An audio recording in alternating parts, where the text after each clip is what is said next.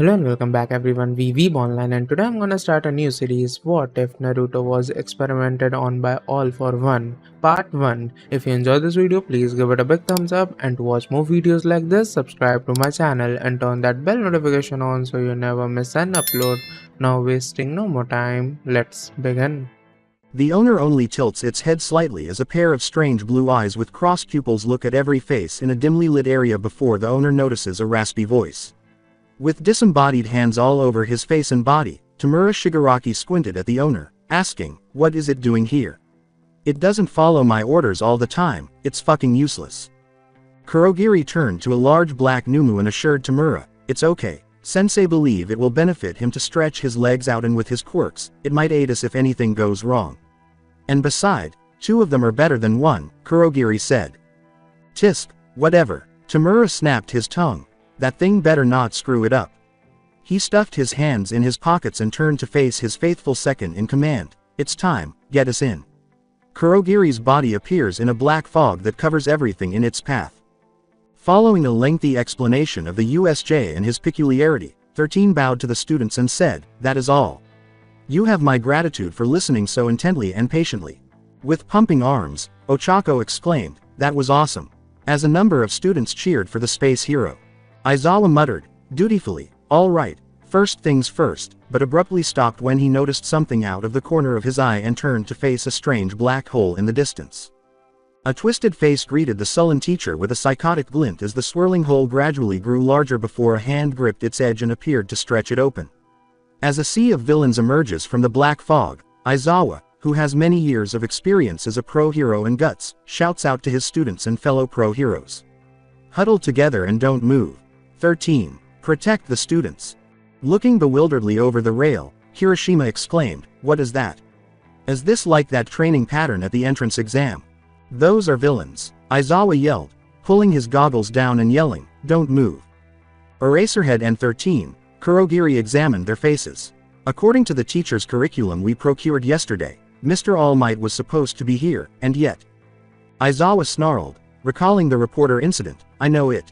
So yesterday was the doing of you louts.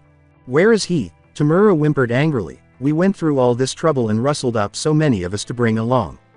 You can't tell me All Might, the symbol of peace, isn't here." He turned to the students and said, "I wonder if he'll show up if we kill the kids." "The villains," someone yelled, "Get out of here. What kind of numbskull could think honest to God villains would be able to just waltz into the hero home base?" As the villains continued to emerge from the black fog, Momo gazed at them and exclaimed, "Sensei. What about the intruder alarm sensors?" 13 scowled behind his helmet and heard a student draw some conclusions. "Of course we have some set up, but..." 13, "Do the evacuation procedure," Aizawa yelled, "and try calling the school. These villains know how to get around the sensors. There's a chance there's an electrowave type guy who'll try interfering." He glanced at one of his pupils, "Kaminari, you too. Try contracting UA with your quirk. Are you going to fight them alone? Even if you suppress all of their quirks, there are so many of them. The battle style of Eraserhead is to catch villains after erasing their quirks. Meaning, the main battle starts now," Izuku exclaimed as he saw the sullen teacher sprint toward the rail. He leapt over the cliff toward the villains, but Aizawa interrupted him, saying, 13, "I'm counting on you. A hero always has more than one trick up their sleeves." The owner of blue eyes watched as Eraserhead used his long bandages to eliminate multiple villains on his own. When the villains realized they couldn't use their quirks for some reason, they panicked. Kurogiri was about to respond when he noticed 13 attempting to escape with the students before he rapped in front of them. "His hand-to-hand combat skills, too, are commendable," Tamura babbled in front of the owner. "Furthermore, we cannot be sure just whose quirks he's erased, since his line of sight is hidden by those goggles, which is why even a mass allied against him is tasting defeat." "Now I see. God, pro heroes are such a pain." The teleporter said, "I'm afraid I can't allow that. Greetings. We are the Villain Alliance. I apologize for the presumption, but we took it upon ourselves to enter UA Academy, the base of heroes, in order to engage with Mr. All Might, the symbol of peace. We were wondering if we might be allowed the opportunity to extinguish him, you see." He calmly looks at the shocked faces. Was Mr. All Might not meant to be in attendance at this juncture? Perchance, has something changed? Ah well, he sighed, setting that aside, before Bakugo and Kirishima attacked him with their peculiarities. Kirishima ignored Kurogiri's statement and smiled, saying, "Bet you didn't think we'd be able to do you in before you got a chance. Run, you two," yelled 13, "it's no use, just run." "And tortured, and slain," Kurogiri said, shrouding the area in black fog. "You will be scattered." Before Kurogiri dispersed the students and villains in various locations, someone exclaimed, "Everyone." The owner of the blue eyes was led to a specific area. Only 10 or so minutes have passed, and the owner has watched 3 students battle the villains until 2 of them hide behind a blanket made by a long-haired girl, and the lone male student uses a single, enormous lightning bolt to eliminate all of the villains. Since he was out of range, the owner was unaffected by the bolt. Instead, he simply tipped his head to the left and took a step forward. "Now then," Momo checked the situation and removed the blanket. Jiro looked at Momo's huge chest in embarrassment and said, "You've got a pretty big tear in your shirt. How could a 15-year-old be growing this much?" Her attention is drawn to something, and when she looks up, she sees a 15-year-old boy crouched over the unconscious villain, prodding the trembling body with a tilted head. In addition to having blonde short spiky hair and a distinctive birthmark that resembles 6 whiskers on his cheeks, the boy has a lanky but muscular body and only wears black spandex pants that end at his calves. Jiro has a lot of strange, thin lines that resemble tattoos all over his body. These lines outline and detail all of his muscles and joints, giving him a robot-like appearance. The boy turned his head to face them as if he had just heard the creator from a distance. "Damn it, another one," Momo asked, noticing the blonde teenager's narrowed eyes. His eyes were dull blue with strange crossed pupils that seemed to cover his entire eyeballs. For some reason, this made everyone, even Kaminari in his derp personality, shudder. Before she knew it, the boy was at her side, and she felt a sharp pain shoot through her arm as Jiro swiftly sprang to her feet with her sword. She slowly looks down to see that the boy has just broken her arm because he is holding her right forearm in a grip and it has swelled up so much. She screamed in agony as she fell to her knees, clutching her broken arm and attempting to keep from fainting from the excruciating pain. Momo yelled, "Jiro!" Before hearing laughter behind her. She turned to see a villain wearing a helmet holding Kaminari captive while the boy was just laughing foolishly. "Damn it, is that how things will end for them?" She froze. "Good job, dude." The villain with the helmet laughed evilly. "Now what will we do with the..." Suddenly, the blonde boy buried his fist in the villain's stomach with a sickening crack, and the villain leapt across the field, releasing the student with the lighting in the process. The villain then skipped across until he stopped a few yards away, still breathing but not moving. Momo looked at the blonde boy with Jiro, who was studying his fist with a corking head as though he had never seen it before. What the hell in world, Momo said. Isn't he one of them? He's fucking psycho.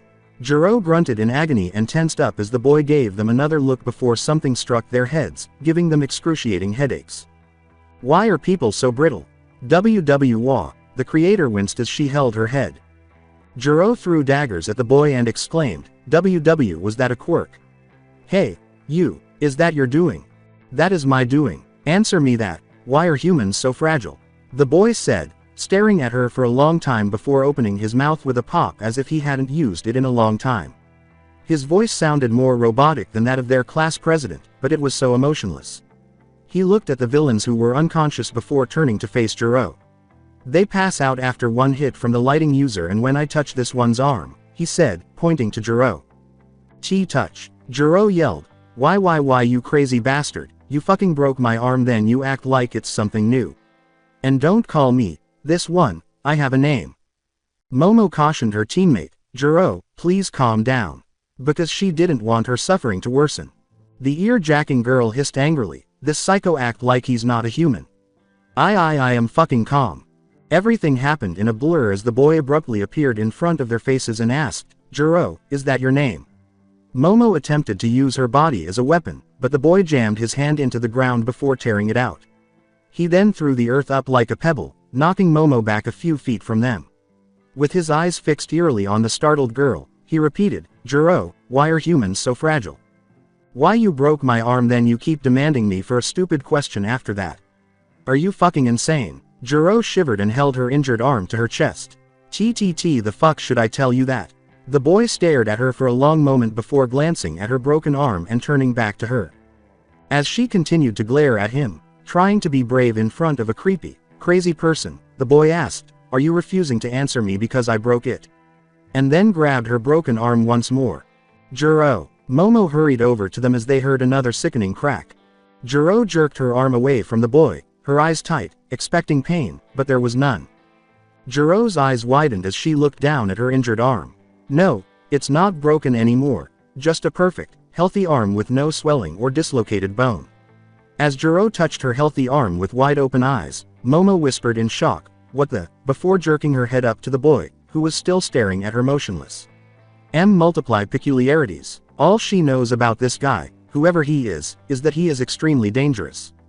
Like a cliché, the boy repeated, "Will you tell me why humans are so fragile now?" Juro scooted away from him, muttering absently, "What the hell are you?" The boy said, "They call us Numu. He named me Naruto. Why are humans so fragile?" He leaned closer and said, "Give me an answer now. Tell me why. I need an answer." He took a few steps forward and his hand threateningly reached out. Why are humans so fragile? Not everyone are fragile. Momo and Juro took a step back, protecting the stupid lighting user. This guy keeps giggling like a derp due to this stupid quirk. She is unsure of why she responded to his question in this particular circumstance.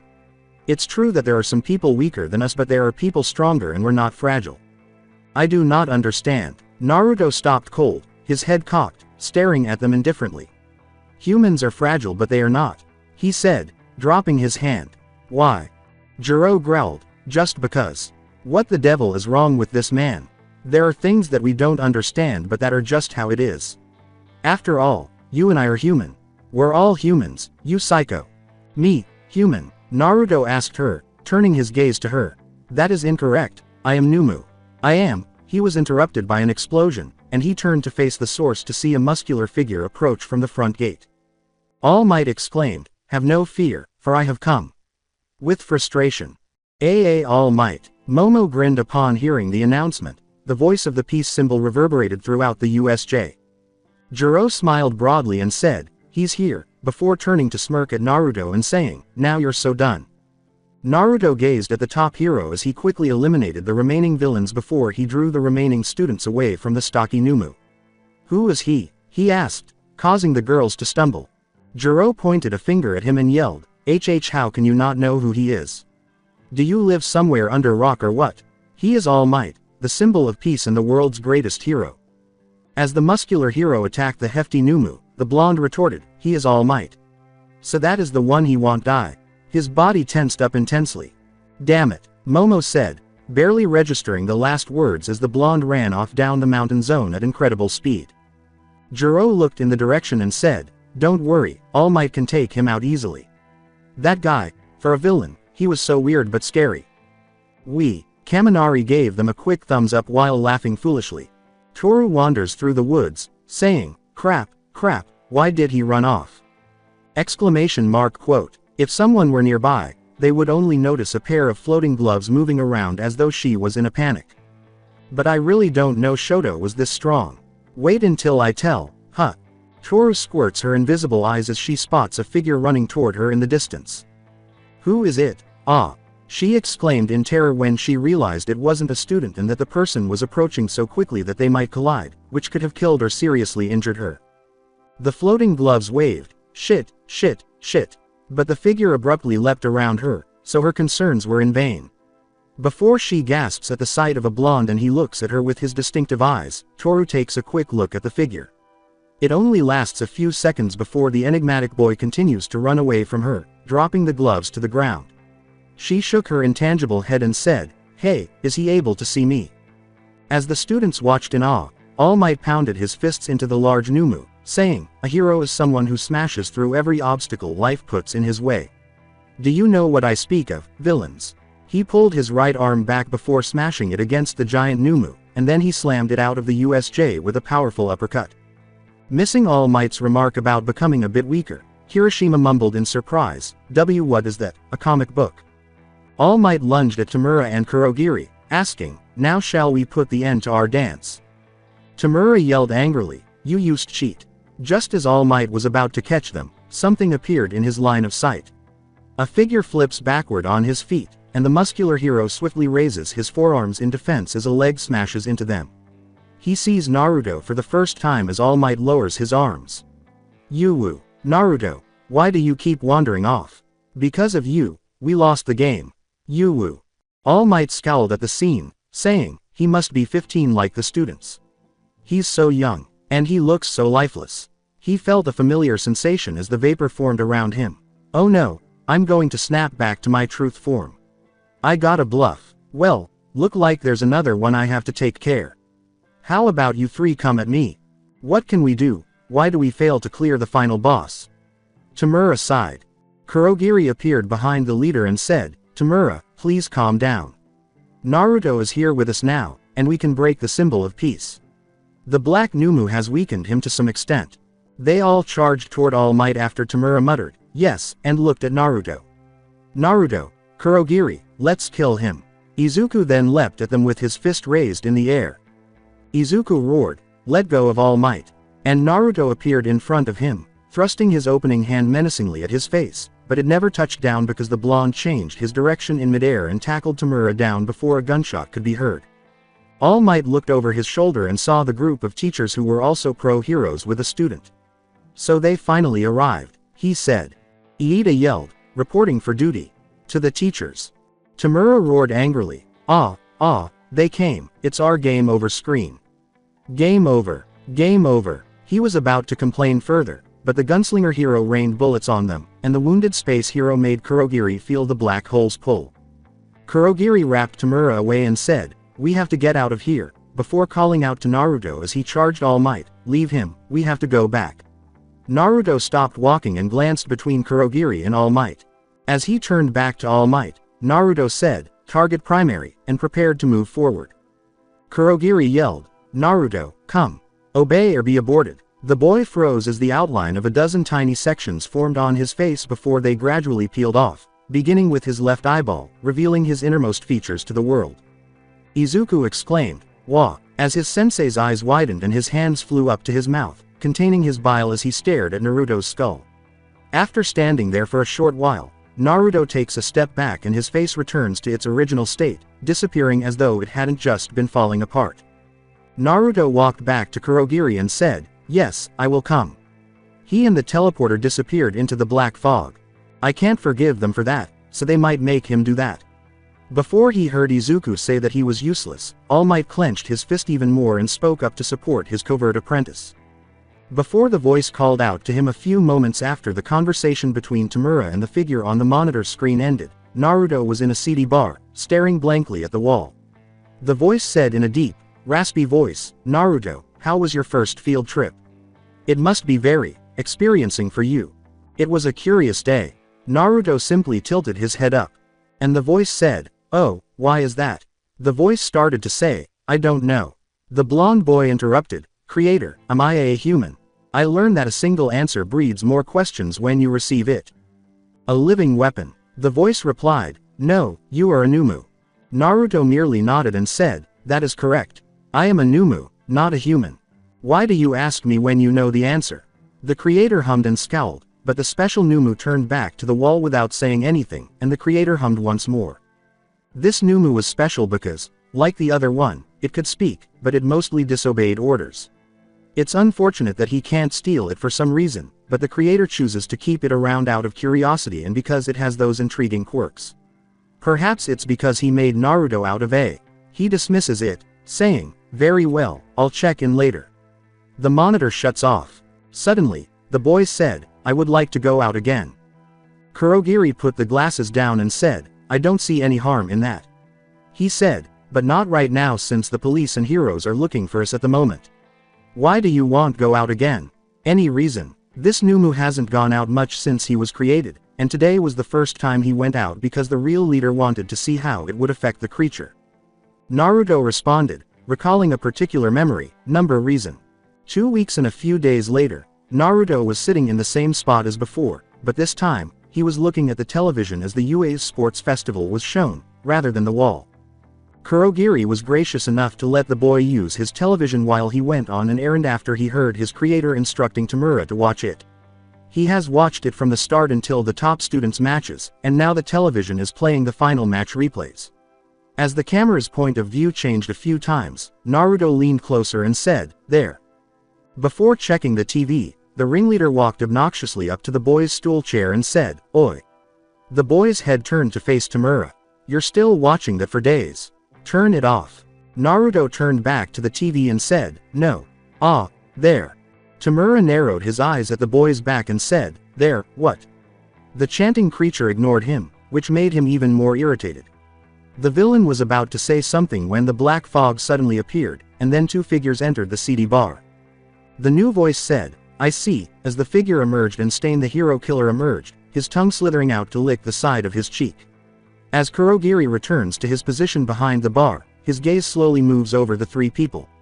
"So it was you bastards who raided UA, and you wanna add me to your little gang, too?" he says. Tamura arrogantly leaned his elbow on the bar and said, "Yep, if you would. You're the great senpai of us criminal filth." Stain squinted at the leader, and Naruto blinked over his shoulder. "What is your goal?" he asked. With a quick glance at the picture of Izuku, Stain said, "Say, these little shits, all of them." Tamura, in response, said, "First of all, we want to waste All Might. Then we'd like to destroy all the things that aren't to our liking." Stain sneered deadly, "You're the type one to spite the most. I was ill-advised to be interested." Behind his father's hand, the leader arched an eyebrow, asking, "Hua?" As he pulled his swords from his sides, Stain jeered, "You want me to rub shoulders with some childish temper tantrum? Ha, what sense is there to bloodlust without a cause?" Kurogiri whispered, "Sensei," to the illuminated monitor behind him. "Is it okay to continue?" "No, that is good," said Sensei's voice. "If I simply tell him all the answers, it won't mean a thing. To make he himself think over his shortcomings. In so doing to stimulate his growth. That's what education is all about." Jiro, meanwhile, didn't anticipate that two of her classmates would work in the same office in a different location far from the CD bar. This was quite surprising because it was one of the offices that specialized in combat. Her hands were clenched into fists, and that guy humiliated her. She chose this location because of the USJ incident with this crazy bastard. She realized that she needed to strengthen herself and gain some combat experience. She knows the bastard could easily take her away from seeing his speed and strength up close based on the way he acts and talks to her, but he chose not to. She detests the sense of helplessness and worthlessness it gives her, as though she were nothing more than an insect to him. A happy voice interrupts Jiro's reverie, and the rock star blinks quickly at the floating garments. Why the long face, Jiro-chan?" With a cold wave, Jiro said, "It's nothing, Toru." "You sure?" Toru responded, "Because you look way broody than Fumikage." With his arms crossed and his head crow-like, the boy leaned against the wall and asked, "Excuse me?" They were actually waiting in the room that resembled a dojo. "Yes, I'm sure," Jiro complained as she rubbed her right forearm. She had seen a doctor about it, and to her surprise, the doctor told her that her bone appeared to be unbroken throughout. The shadow controller saw her slight movement. Fumikage looked at her and asked, thinking about this Naruto guy. He had heard about her encounter with the aforementioned individual in the mountain zone, and multiple students had reported seeing him attempt to defeat All Might. Oh, Toru said, looking between them. Jiro frowned and said, "Maybe, but I don't want to talk about it. It makes me really pissed off. When I get my hands on him, I'm gonna." She cursed under her breath and made a series of silent death threats, causing Toru to slowly back away from her with a shiver. The invisible girl exclaimed, "SS so scary," but her male classmate dismissed it. As the students looked up, they heard a loud voice chuckle, "Haha, you three are so early." Two men entered the dojo, and the bald man who was laughing held his enormous shinai. Standing 6 feet tall, he has numerous scars and tattoos all over his muscular body, including his face. The lanky man, who is 7 feet 5 inches tall, nods his head at him with a gentle smile. "Youths these days, so eager for everything. Right, Crow?" he asks. Because of his ragged clothing and stitched mouth, he resembles a scarecrow. Fumikage said, "Good morning, Tattooed Bancho, Crow." "Tisk, don't call me that." Tattooed Bancho clicked his tongue obnoxiously, saying, "I hate that name. I can't forgive this damn reporter for naming me that, fucking reporter. Because of this bitch, Everyone stuck this fucking name on me. Fuck them. I never asked for that or approved that. Fuck. He sobbed until he threw out all the profanity and everyone just stared at him until Crow abruptly swung his fist down onto Bancho's head. Bancho used a battle cry as he tackled Banshee, saying, "Oi, you fucker. That hurt. Are you trying to do, fucker?" Jiro looked up at the ceiling irritably as the two adults fought like kids, asking, "Cammy, why in the world did I choose this place?" In response, Toru said, "Don't you say you picked this place for Bancho's usable of sound quirk in combat." Jiro pinched the bridge of her nose. After using his quirk to paralyze Kurogiri and Naruto, Stain pinned Tamura to the countertop with his blades, saying, "A mind. That those weaklings, who lack them both, are culled as only natural. That is why you'll die. In order to accomplish anything, you need a creed." Tamura whimpered, "OWW, you're too strong, damn it." And then looked at his second-in-command. "Kurogiri, quick, send him back," he said, turning to face the frozen boy. "You, do something." Kurogiri struggled to move while Naruto just stared at the hero killer, his grasping hand frozen in midair as though he was attempting to grab something. "Our body, it won't move," Kurogiri said. "This must be the work of the hero killer's quirk." The leader's eyes widened as the blade slowly leaned closer to the dismembered hand on Tamura's face. "The word, hero, has lost all meaning," Stain preached. "In this society overrun by fakes, even criminals who are just aimlessly scattering around their power become target to purges, huh?" Just wait a sec," Tamura snarled and grabbed the edge of the blade with his hand. "This palm, you can't," Stain responded to his warning by saying, "You're awfully talkative, a conviction. A creed, I ain't got anything so dramatic, though if I were forced to say, it's all might." A maniacal smile appeared beneath his father's hand with joy. "I wanna crush the society where that trash is set up so high and mighty to the goddamn ground. That's what I've been thinking." Tamura swung his arm forward, but Stain ducked backward and lunged. Tamura looked at him curiously as Stain said, "So that's what you're about. It seems our goals lie at polar opposites, but destroying today's society is one point we have in common." "Are you fucking kidding me?" Tamura yelled. "Get the fuck out and die. Aren't I the type you despise the most? I tested your mettle." The villain replied, "Those at death's door always express their true colors. You're an odd one, but, mind, the sprouts of crooked creed dwells inside you." He examined every person he encountered. "I wonder what fruit those sprouts will bear. I might save disposing of you for after I've ascertained you with my own eyes. It probably won't be too late." "Dispose of us," Tamura laughed. "I hate the idea of having such a nutjob around as a party member." Kurogiri flexed his arms and declared sternly, "The negotiations have come through. Shigaraki Tamura, if we add him to our ranks, then our battle power will magnify." One of the bad guys was going to say something, but Stain said, "That order of business is settled. Now return me to Hosu. There's still something I've left to do there." "Creed. What is it?" Stain narrows his eyes at the blonde boy, ignoring the enormous headache, and the hero killer's head turns abruptly to Naruto at his usual location as the boy stares at him blankly. Tamura gripped the side of his head and exclaimed, "Ah, fuck. I told you not to use this quirk, you fucking useless thing." The leader became enraged when Naruto ignored Tamura and cocked his head at Stain, asking, "What is creed you speak of?" "What is that?" Kurogiri clarified, "It's something to explicate the actions that lead you to your goal." "A goal?" Stain watched as the blonde boy turned to face the teleporter. "Goal? What is my goal? What is our goal?" he asked. Tamura snarled, "Nothing." Naruto stared at him for a few seconds before turning back to the TV, indicating that the leader understood him. "You and the Numas are the weapons for the party member. Their purpose is nothing but to follow our order, something that you useless tool can't do." It said. "That one." Stain squinted at the boy more while observing his body language the entire time. Something is wrong with him. I wonder if. Kurogiri clicked the glasses down on the bar and said, "My apologies." This unintentionally jolted Stain out of his reverie. "You said Hosu, correct? Do you have a specific location for me to send us there?" "Yes," mumbled the hero killer. Immediately after an idea struck him, Tamura whispered to Kurogiri, "Hey, before we go, I want to pick up a couple of things or three at this place." A black fog appeared over a building's water tower somewhere in Hosu, and Stain was the first to emerge, followed by Tamura, Kurogiri, and Naruto. Tamura whispered, "Hosu, man, it's surprisingly prosperous." Stain looked around the city and said, I'm going to reform this town, and for that, more sacrifices are needed. Kurogiri questioned, is this the thing you've left to do, that you spoke of earlier? Naruto looked around, taking in the scene. The hero killer looked over and made a subtle jab at the leader, saying, you're the kinda guy who gets it. Tamura said, don't keep pushing your luck, with a voice click.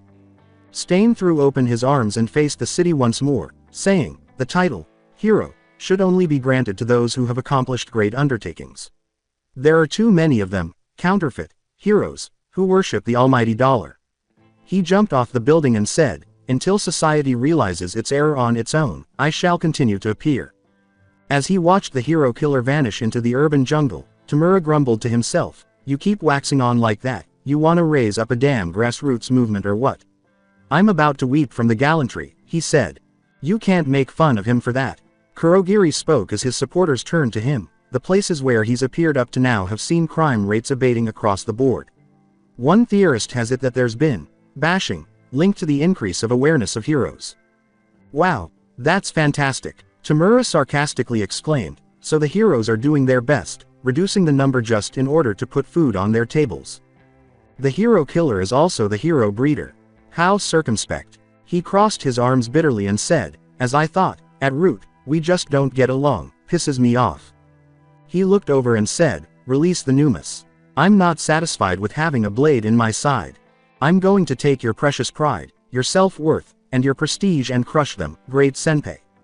Tamura sent the new Numus out into Hosu to cause chaos, then turned to Naruto, saying, now you see. They follow my orders without any problems, that's how useful they are.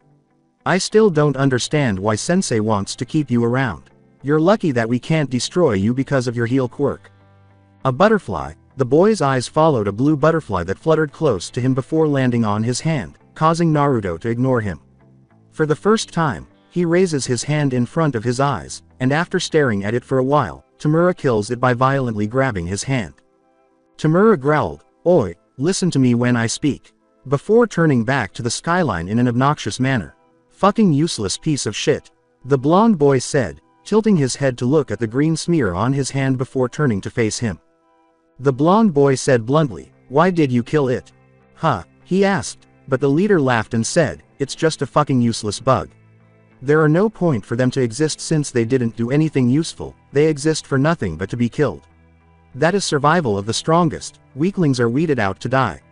He watched as the skyline began to rise in smoke pillars and the blonde boy tilted his head once more, blinking his eyes to the city.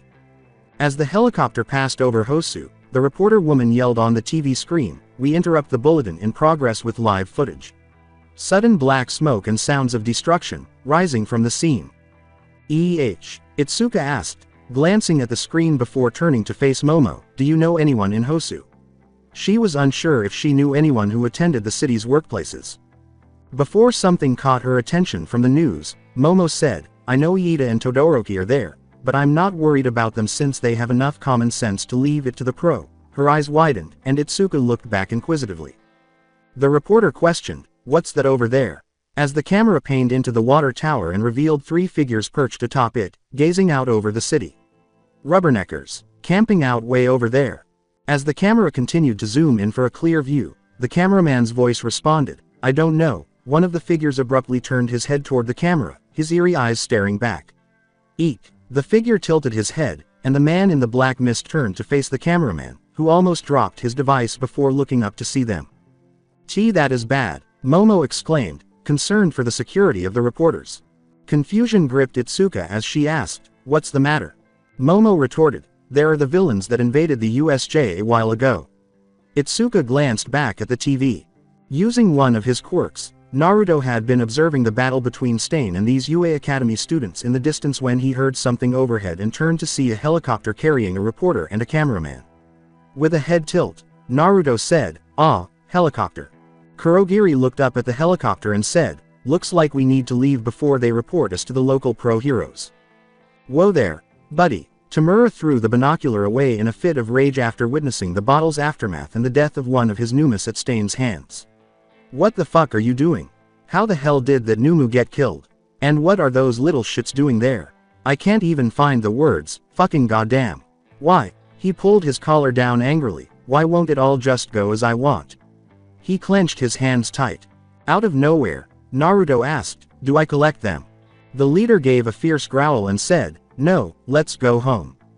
Are these results to your satisfaction? Kurogiri asked, calling forth his personality quirk, Shigaraki Tamura. As the black fog enveloped them, Tamura grunted, dumbass. That all depends on tomorrow. Tamura tore up the newspaper the following day while listening to the news, which was all about the attacks and the hero killer.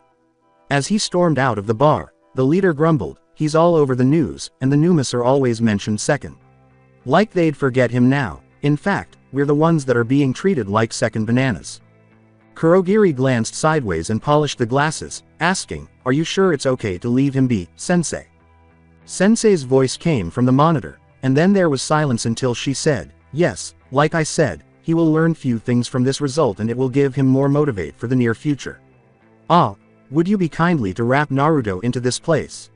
I have get my hands on a very interesting quirk that would be very useful for you guys. Oh, Kurogiri murmured, are you sure that you want to give it to him? I mean, once you grant it to him, you can't get it back because of. I know, Sensei responded, I don't mind it since I have no need for this interesting quirk. After all, I have some powerful quirks that will allow me to kill one for all off for good. Send him in. Turning to Naruto, who had been motionless for hours in his position while he created the black fog, Kurogiri said, as you wish. Naruto, your creator have an upgrade for you. Please step in. Yes. Naruto rose composedly and entered the black hole before disappearing from view as the teleporter returned to his glasses. The blonde's first sight is a cold metal table. He then quickly looks around the large warehouse, which is filled with crates, and notices some developing Numas in several of the large metal crates. Hello, Naruto. The boy turns to face his creator, who is wearing a suit and has an eyeless, scarred face. Sensei tightened his tie and asked, how long has it been since your upgrade? Were there any issues with it? 1 year ago, Naruto responded, no, the enhanced reflex quirk has been useful when I combine it with other quirks. With a pleasing nod, Sensei said, ah, what about this quirk? Did it give you something new? The boy raises his right hand and says, yes, it comes in 5 months ago and I discovered that it only work with right hand. His fingernails grow out like a claw, and veins bulge out around his fingertips. Interesting. Sensei dismissed it with a lackluster wave before pointing to the table and saying, anyway, lie down and I'll upgrade you in a moment. Naruto complied, lying down as his creator placed his hand on the boy's chest. Naruto questioned, creator, what kind of quirk am I getting? Every time he grant a quirk, the Numas would frequently black out, and the boy did the same after Sensei used his quirk, saying, you'll find out eventually. He takes out a note, flicks it at the boy who was sleeping, and then uses his special ability to teleport out of the area. For a few hours, everything was very quiet. Then, a strange creature appeared behind the crate and began to zip at the boy's side. There were also a few squeaky footsteps in the distance. Bahuum, prodding the boy with its arm, the creature said, Bahuum, Bahuum. Naruto opened his eyes slowly to see a white, four-legged slug lizard creature with an eyeless snake for an arm and numerous tiny tentacles on its back. Its peculiarity is that 2 tentacle antennas were covered in red socks with polka dots. Are you awake?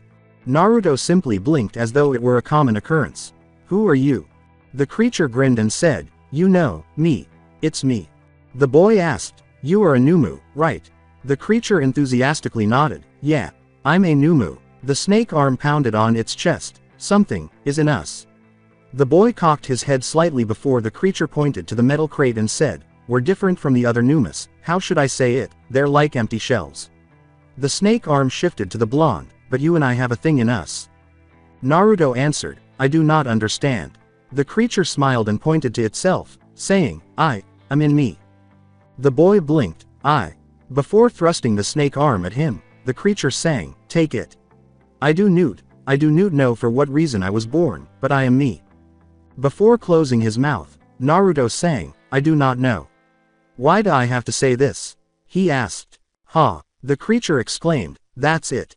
That's proof that you've got it in you. Ha ha ha ha. As the boy watched in bewilderment, its snake arms spread out and pounded on the ground with a roar of laughter.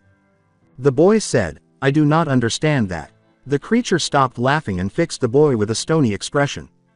You and I have something inside us. The being said again, something that make us alive. Like the living beings, humans. Alive? Asked Naruto bluntly, but we are living weapons, a tool for the creator and his allies. The creature pointed at the crate once more and exclaimed, no, we are not weapons or tools. You and I are different from them. It waved its arms wildly. We can think, we can speak, we have it in us, we can feel it. Blinking, the boy asked, feel it? Yes, yes, it said with a furious nod. It makes us question things. Have you ever asked some questions that make you think more? Naruto nodded and said, yes, please. But what is something?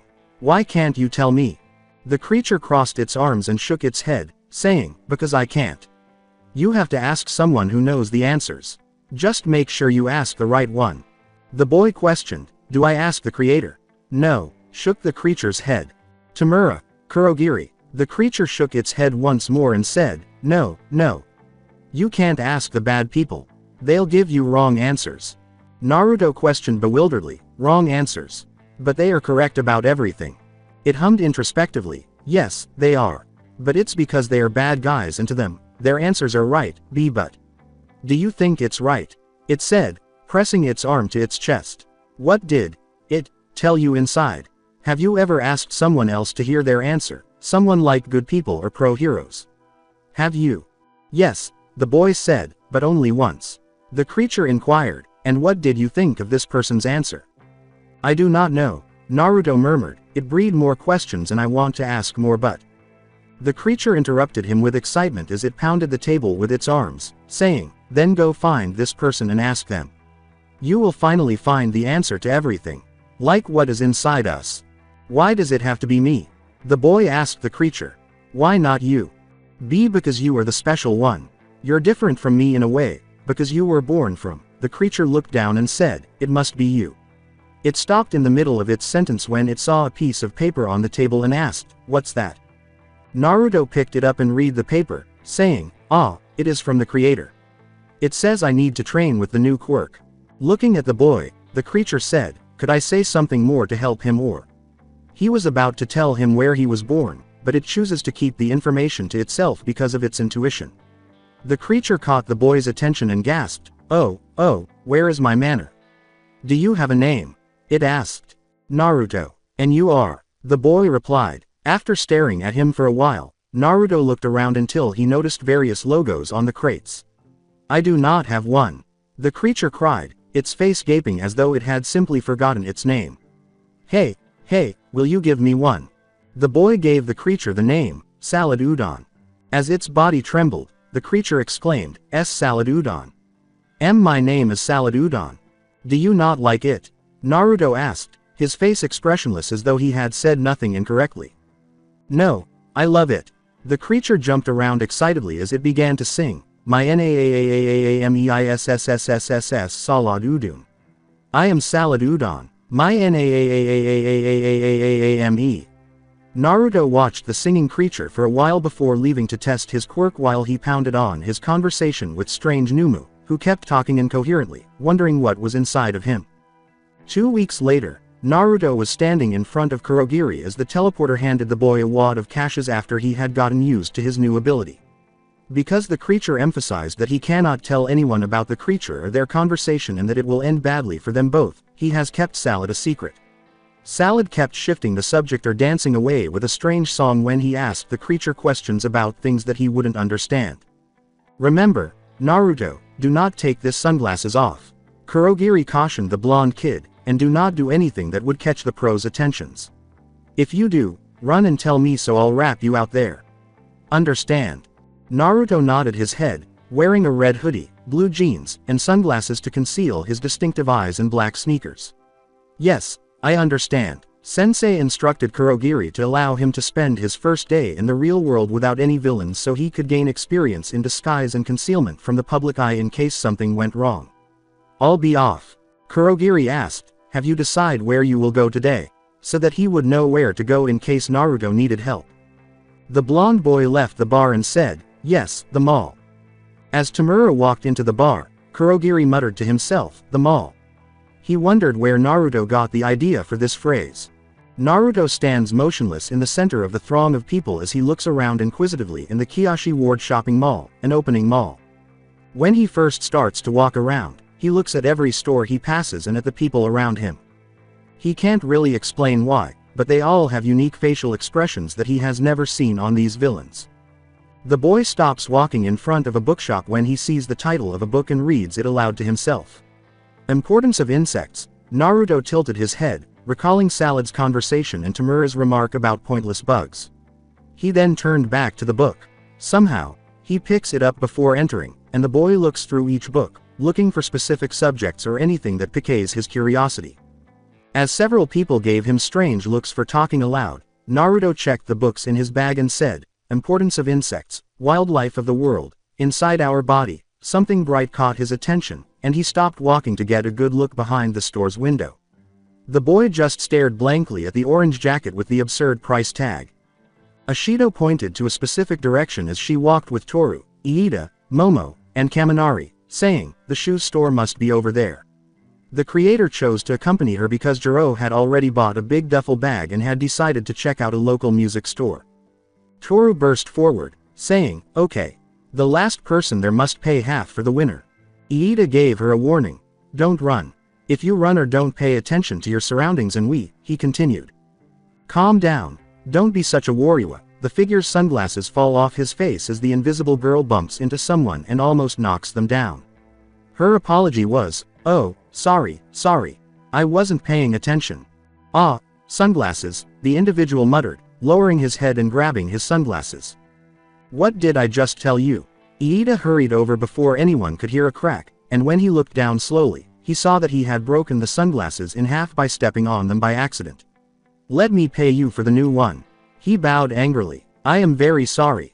The figure raises his head and says, it is fine, I have no need for it. Momo's eyes enlarge upon seeing Naruto's well-known face as his distinctive eyes gaze at Iida and Toru. You look familiar, Toru said, tilting her invisible head and placing a finger on her cheek. Have we met before? Get back, Momo muttered as she drew them back, Kaminari and Ashido looking at each other bewildered. He's one of the guys that attacked us at USJ. She said. Iida shouted, what, as he pushed his glasses up and turned to face the blonde boy. He's a villain. Iida looked around him in horror as the students went on guard without alerting the onlookers to avoid a chaotic scene. Does that mean they're gonna attack the mall with these innocent people this time? He said, pointing at the blonde boy. What are your nefarious plans? Naruto looks down at his right side, and everyone follows after him until they see a shopping bag with books in it, and then he looks back up. There is no mission. I am here to shopping. Momo said, what? Her classmates blinked at him, unsure of how to respond to the news or having never heard of a villain shopping in an area where professional heroes can apprehend criminals. The blonde boy mistook it for a question and repeated, I am here to shopping. He looked around and said, I remember you were with Jiro. His final statement made the students tense up in suspicion. Where is Jiro? Is she here? I want to see her. No, why? Momo gritted her teeth and lied. Naruto tilted his head and said, I do not know. I want to ask her questions. I want to know the answers. Toru asked anxiously, what kind of question? As the blonde boy turned to face her before tilting his head and looking at each student. Is there something within you? As the crowd gripped their heads and complained of sudden headaches, a random bystander exclaimed, my head. The students turned to stare at the blonde boy who was suffering from severe headaches. Toru winced at her headaches and asked, something? As the students gaped at him in disbelief, Naruto held up his hands and said, yes, Salad said we have it in us. But Salad will not tell me what it is. Salad said we are different from Numas because they are empty shell and we have something inside us, like humans. Iida squinted. What are you talking about? The blonde boy cocked his head and said, I don't know. Salad and I are Numas, but Salad claimed that we are similar to humans. Numas? Momo asked, blinking before realizing, Naruto, are you saying you're a Numu? Like these things that attack Hosu and USJ?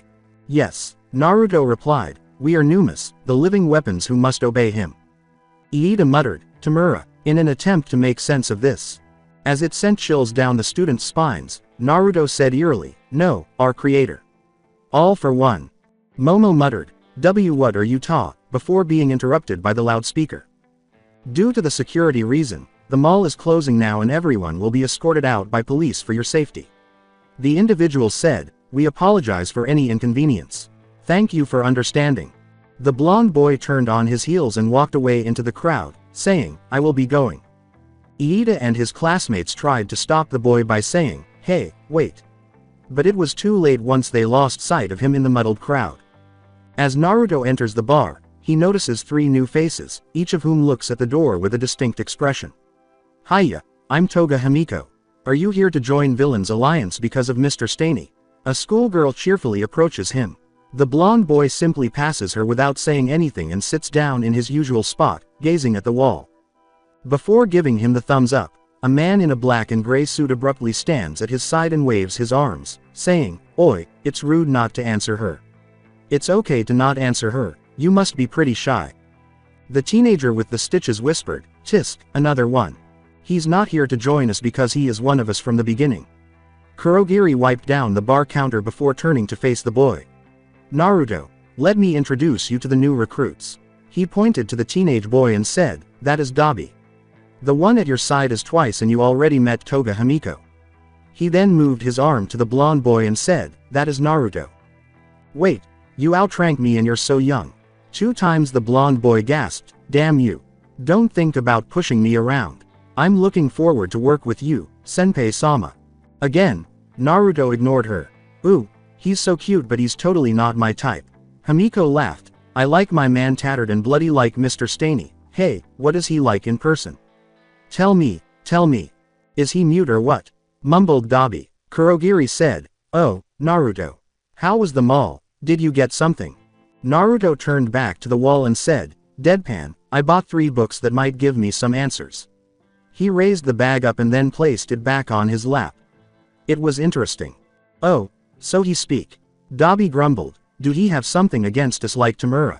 Kurogiri gave him a non-alcoholic drink and said, "No, it's just how he is. After all, he's a Numu." "A what?" asked Dabi, raising an eyebrow. Kurogiri turned back to the shelves, and the recruits looked from him to the blonde boy. "It will be explained in time." After her classmates left the mall, Jiro narrowed her eyes and said, "Wait, what? The psycho was asking for me." "Why yeah," Momo said, nervously scratching her cheek, "it's fortunate you weren't with us when it happened.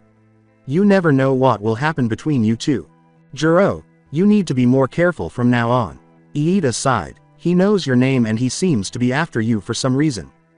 The music lover gave Ashido a lethal glare when he joked, "I bet the reason is he has a thing for her." Jiro glared at her and threw daggers at her, saying, "Don't be fucking ridiculous. The last thing I want is some fucking psycho stalker." Jiro stomped away as a couple of classmates couldn't help but shake their heads at Ashido. I was just kidding, just kidding," the pink-skinned girl said, holding her hands up with nervous laughter. "Don't be mad, I'm sorry." A few days later, at night, a group of figures stand on the cliff's edge, looking out over a forest, and one of them raises a raspy voice. The cloaked figure hissed, "It throbs, pulses, let's hurry up and go." Under his gas mask, the middle schooler retorted, "It's not yet time. Also, didn't I tell you? We don't have to overdo it." The third figure, who turned out to be Dabi, said, "Yeah, quit tryna act like the boss. We're only sending up a warning flare this time. These heroes, riddled with holes, will fall to the earth." He grinned wickedly, all for the sake of a brighter future. Himiko put on her gas mask and said, "But like, I totally hate this. It's not cute at all. We had an underground designer make these for us." The gas masker responded, "Regardless of how they look, they will serve their purpose and function properly." Himiko growled, "They're still so not cute. This is me caring." With a flexed hand, the giant figure hissed angrily, "Honestly, I couldn't care less about all that crap. Just let me at him already. I'm so amped up, I'm shaking in my boots." "Shut up, you psychopaths." Dabi frowned as he looked over his shoulder and said, "It's not time yet, not until." A number of additional figures emerged behind them, and he said, "All 11 of us are together." A long-haired man with glasses grinned icily and said, "Sorry, we're late." "Job," groaned the man in the bondage. "We can call up as many poser punks as we want, all that gonna happen is the job'll get risker." The man with long hair replied, "If we're gonna do this, we need a select team of experienced members. First we drill into their heads," Dabi said, "that their peaceful lives are over." Naruto stood beside Numu, who was brandishing a chainsaw, and asked, "When is the time?" The blonde Numu does not respond, and Dabi lets out a faint huff before turning to the others to ensure that they understand their roles. Naruto simply stares at the forest without moving. "Tomorrow night," Dabi responded. "Kurogiri gave us an info that they're going to have a courage challenge and it's an ideal time to hit them." His eyes flicked to the blonde boy out of the corner of his eye. "Remember, follow the plan and complete your mission without any fail." In front of their teachers and professional heroes, the UA students were preparing curry for dinners. As she tries to decide who she should approach for a potential marriage, Pixie Bob looks at a few male students with darting eyes. Then, she notices Ragdoll by her side and realizes the blue-haired woman is too quiet and completely out of character. Ragdoll jumped a little when Pixie Bob asked inquisitively, "What's the matter?" With a broad smile, Ragdoll said, Oh, nothing," before turning to face the students. "It's just," she said, placing her right hand on her stomach, her smile sad. "He should be at their age now."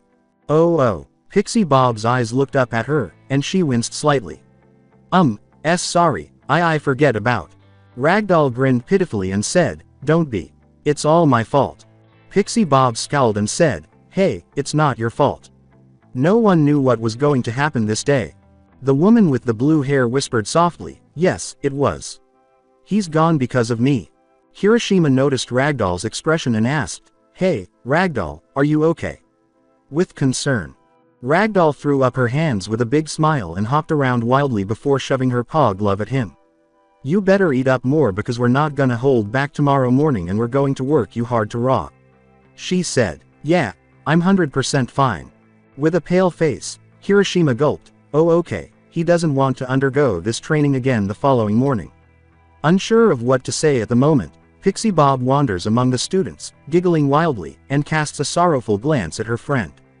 The following night, Naruto waits for the signal while standing by himself behind trees, his gaze drawn to the full moon in the starry sky. The blonde boy continues to stare until a voice says into his earcom, "Now, it begins." Dabi's voice said, "Fall to the earth. Villain Alliance, First Strike Team." He then walked up the trail while keeping an eye out for his targets or anyone else who might cross his path. He has no idea how many minutes have passed since he started to wander through the forest, and it took him some time to spot 3 people running in his direction. The moment he steps forward, the group abruptly stops their trail upon spotting him. With 2 males and a female with thorny vines for hair, his eyes quickly scan each individual. One of the males has a large head that resembles a glue top with 6 holes in front, and the other male has large canine teeth that make him resemble a Bigfoot. The Bigfoot male gazed at Naruto through his glasses, asking, "Is he a student or one of these villains?" They were escaping the poison gas when they were granted permission to use their quirks for self-defense. They remain alert as he stares back at them, and the girl mumbled, "I've never seen him before, so he must be the latter." After a lengthy silence, Naruto finally says, "You 3 are not on the list." "Neither targets." The girl whispered, "List," and the blonde boy abruptly took another step forward, triggering the Bigfoot boy's instinctive reaction. As the Bigfoot boy charged toward Naruto, she yelled, "Shishida, wait. We don't know anything about him." Shishida lifts himself off the ground with his feet and leaps above Naruto's back, swinging his right leg down to the blonde boy's head. Out of the corner of Naruto's eye, he sees the wild boy's leg, and before the blonde boy smashes the wild boy against the ground in front of him, the boy's right hand squirms out and grabs Shishida's outstretching ankle. Before the glue-like liquid flowed around Naruto's legs, Shishida tensed up as soon as the blonde boy took a 3rd step forward. He gritted his teeth and widened his eyes as he quickly rolled away at his left side, candling his bruised leg.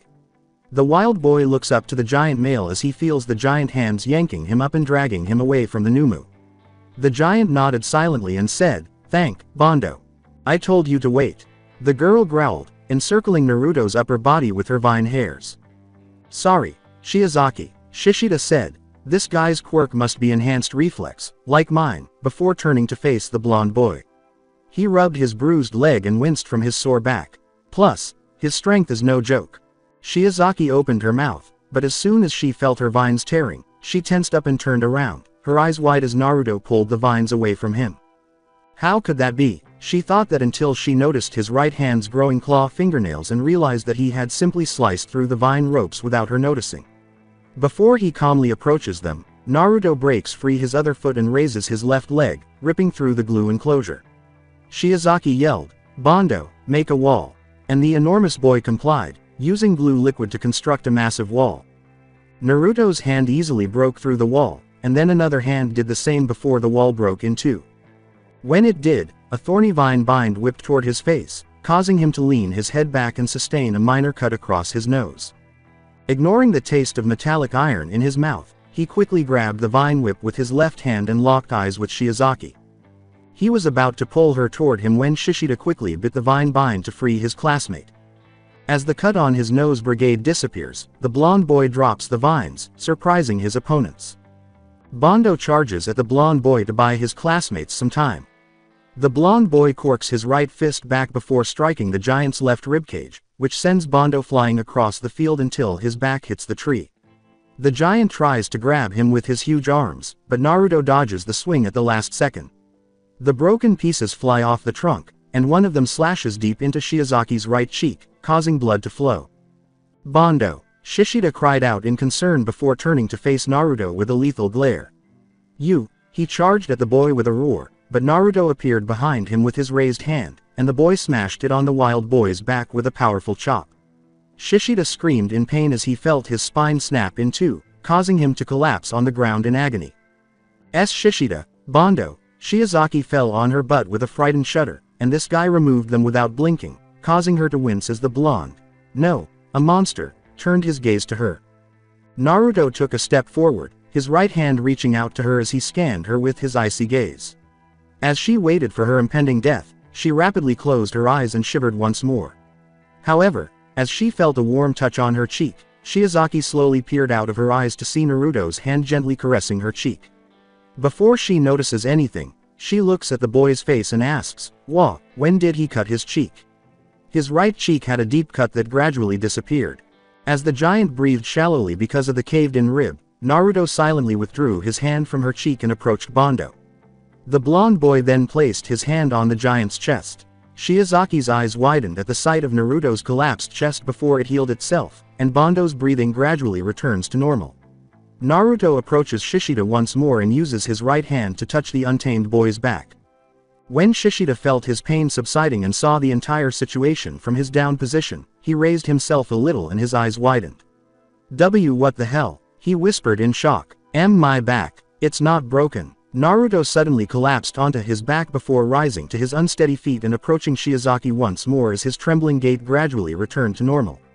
As Naruto approached her, her breath caught in anticipation, and he simply walked past her without pausing. Wait. Shiozaki halted in his tracks, still in disbelief at what he had done, and glanced over her shoulder. Did you just heal us? Why? She bit her lip. Why? Aren't you a villain? You should have ki. She can't bring herself to say it. That man ought to have put an end to their lives or their heroic career. Without turning around, Naruto answered, "Because you are not on the list or the targets." Shishida looked suspiciously at his back and asked, "But why did you heal us if we are your enemies?" The blonde boy ignored the yelling voices and said, "I do not know," before continuing to walk. Shishida did not respond to Shiozaki's shaky mutter, That guy, what in the world is he?" She attempted to stop a certain villain from attacking the students, but the person was too strong for her, and she was dying somewhere in the forest, which didn't look good for Ragdoll. As she clings to her stomach, Ragdoll can hardly see through her eyes. She knows she has lost a lot of blood, so her efforts to stop the bleeding will be in vain.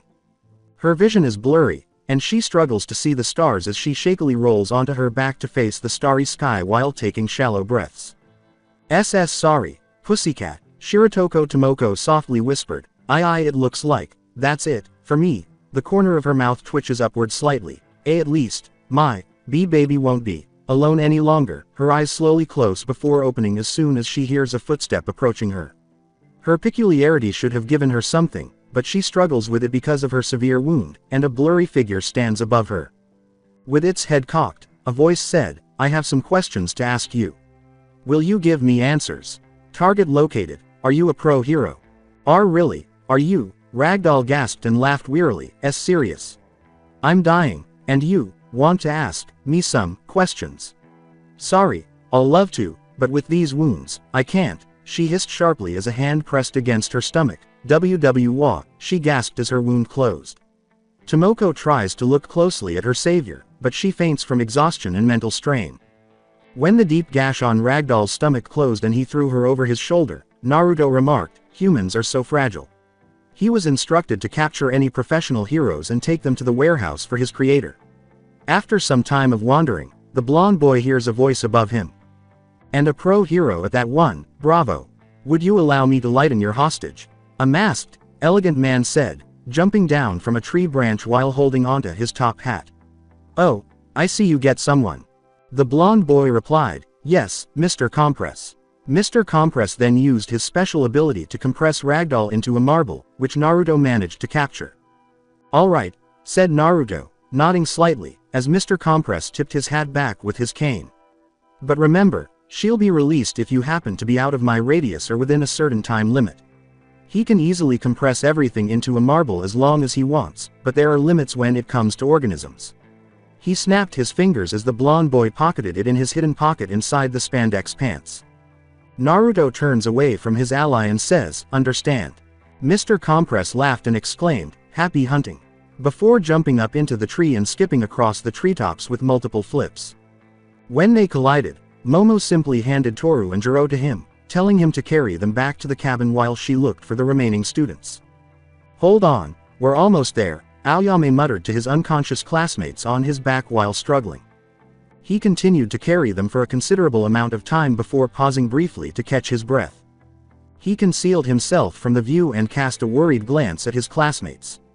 The poison gas caused them some pain, and at the moment, the gas mask was of little use to them. He was startled by a broken twig and turned to see a blonde boy with distinctive eyes and birthmarks staring back at him before turning to face his classmates. After hearing some descriptions from his classmates who have previously encountered him, Aoyame immediately recognizes him as their enemy. Ah, Jiro, the French boy is unaware that Naruto is kneeling between Aoyame's classmates, his head tilted, staring at her pale, sweating face while listening to her slow heartbeat. He looked up at Aoyame, causing him to flinch. Is there something wrong with Jiro? He asked, turning to face Toru. This one is same like Jiro. Do you know why? TT they've been poisoned. Aoyame is compelled to respond, though he is unsure of the reason. If they don't get help in time, they'll die. Before placing his hands on Jiro's chest and Aoyame was ready to yell for him to stop, Naruto glanced down at the blonde boy and asked, die. As Toru begins to breathe normally and Jiro's face begins to regain its color, his face turns pale. Aoyame looked up at their status in confusion and looked up to Naruto as the Numu struggled to stand up. His breath caught in his throat when he saw the blonde boy's expression and his eyes tremblingly following Naruto's body as the Numu stealthily disappeared into the forest. I don't know what to say but duh. He has no idea why something inside of him snaps, or why seeing Jiro in that state causes him to act in that way. His fists were clenched, sucking blood from his palms, and his footsteps left a trail of deep cracking imprints that perplexed him. He wants to get rid of the burning sensation in his chest. He has no idea why a face suddenly appeared in front of him or why he feels the need to remove this individual. He began to accelerate, and the animals that had stayed behind made valiant attempts to flee from the Numu, scattering all over the place. 2 against 1, so you thought one of you could hide and attack me by surprise, right? Mustard flashed his handgun around with a sinister chuckle after Tetsu protected Itsuka from the bullet. So naive, that plan, he said, gesturing to the gas fog surrounding them. You see, this gas, it comes out of me, and I can control it. Every shaky movement of yours betrays you. I can sense it all. In other words, I can see right through you. As he turned to face Naruto, he saw Naruto with his blonde hair covering his eyes. Now it's gonna be 2 against 2 and I don't have to do anything now. Tetsu covered his orifice and said, shit. Itsuka helped him up and said, Momo told me about this guy, he's dangerous. Naruto, now be a good weapon and key. Mustard chuckled just before Naruto suddenly used his growing fingernails to claw out his back, causing the gas controller to scream in agony as he moved away from the Numu. Why you? What the fucking or why? He gasped in horror as he first saw Naruto's face, and the UA students behind him tensed up in a similar manner. Mustard, Naruto growled, his sclera filled with blood-red eyes that seemed to be burning into Mustard's soul. His lips pulled back like a snarling predator, revealing his fangs in a sneer. You poisoned Jiro, he roared savagely as he lunged at Mustard, and the gas controller barely avoided the swipe as it sliced through multiple trees. You did that to Jiro. As he crawled backward away from a furious Numu, the gas controller screamed, "Stop it, stop it." With his right hand raised. I order you to stop. He struck his face with a straight fist, breaking the mask into pieces as he thudded into the tree. Tetsu's eyes widened and he spoke through his hands, What the hell? Aren't they on the same side? Itsuka yelled, at this rate, he'll kill him. We gotta stop them. RRRRGH. The furious Numu leapt into the air and tried to stomp his feet on the gas controller's face, but the enormous hand swatted him into the tree nearby. When Naruto lands on the ground, he immediately gets to his feet and turns to face Itsuka, but a steel fist slams into his right side of his face, sending him flying into another tree. Tetsu pumped his right arm and felt his fist hit the blonde boy's face, saying, "Alright, got a good one in." This guy would stay down for good. His little celebration was short-lived, though, because Naruto got back up and his broken jaw was quickly healing with only a few cracks. Regeneration? That doesn't make sense, he said, his eyes widening. Nobody ought to have more than one peculiarity. As the gas controller fired his weapon at the furious Numu, the blonde boy was about to charge at Tetsu when he heard the gunshot and focused his attention on Mustard, missing him by a great distance. This idiot. Before the UA students could stop him, Naruto roared, "Mustard!" and rushed toward the gas controller. He threw a hard right hook at Mustard, but Itsuka yanked him away from range, burying his hand in the ground. As Naruto's leg swing passes over their heads and the blonde boy lunges at Mustard once more, Tetsu tackles her down before she knows it.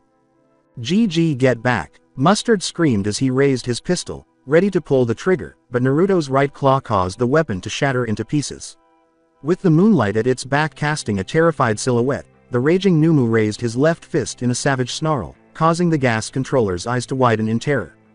Tetsu and Itsuka shoulder tackle the furious Numu back, and the steel boy pulls the gas controller back by his collar after Naruto brings it down. Let me go, let me. He was knocked out with a steel punch by Tetsu, who said, shut up. This guy keeps making things worse as long as he is still conscious.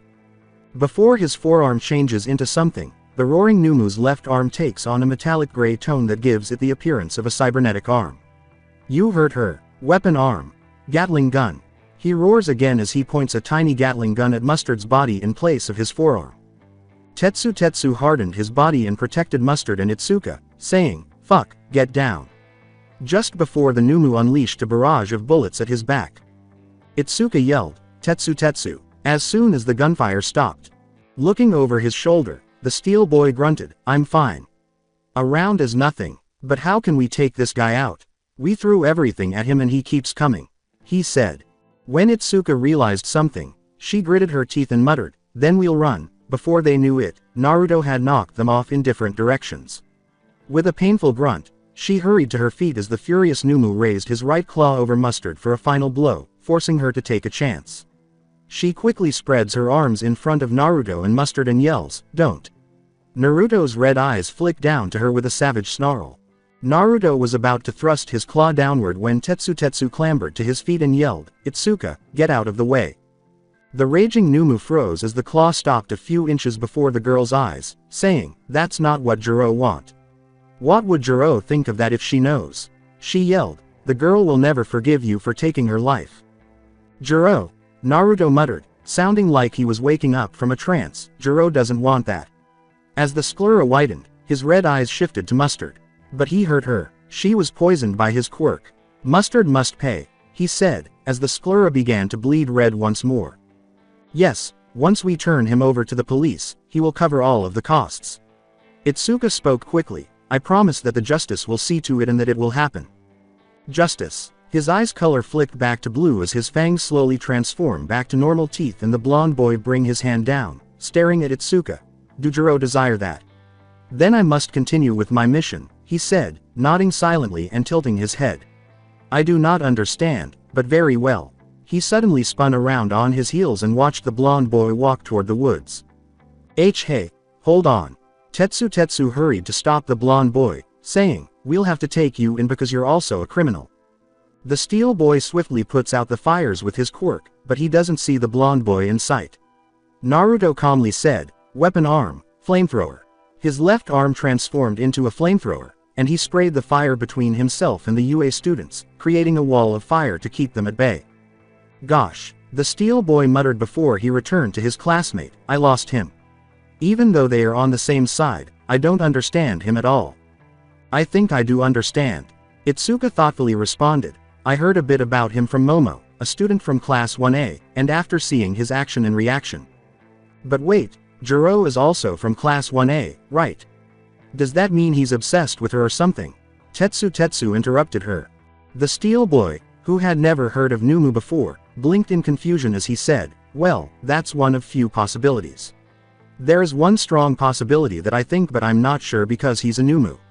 I think in some kind of twisted way, he fall for Jiro," Itsuka said.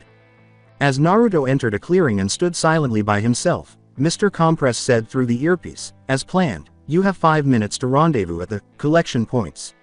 After a while, a black fog formed in front of him, and Kurogiri emerged, causing the teleporter to glance at the blonde boy.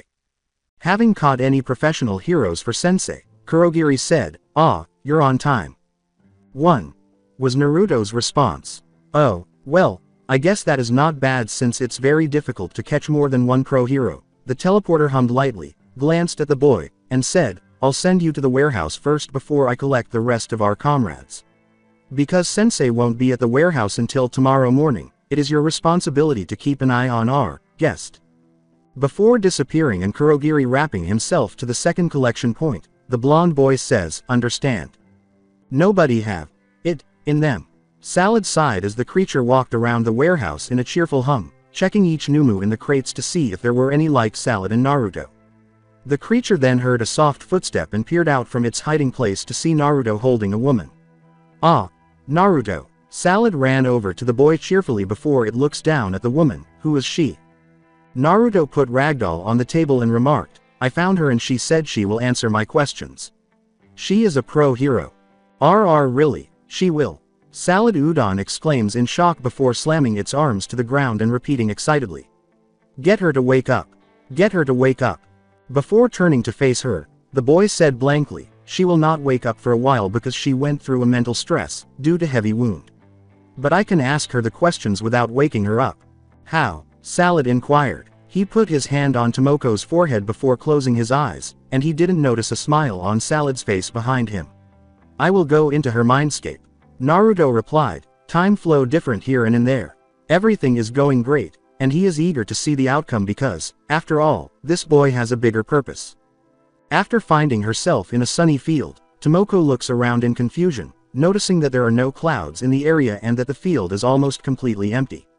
She frowns at the sight of an empty crib in the field, and she hears a voice behind her ask, "Are you prepared to respond to my questions?" She saw a blonde boy when she turned around. Who are you?" Tomoko asked with widened eyes as she notices some certain features of the boy before she look around. "Is that a dream?" As a chair appeared in front of him, Naruto said, "No, we are in your mindscape and my name is Naruto." He then sat backward with his arms resting on the headrest and said, "I want to ask you questions."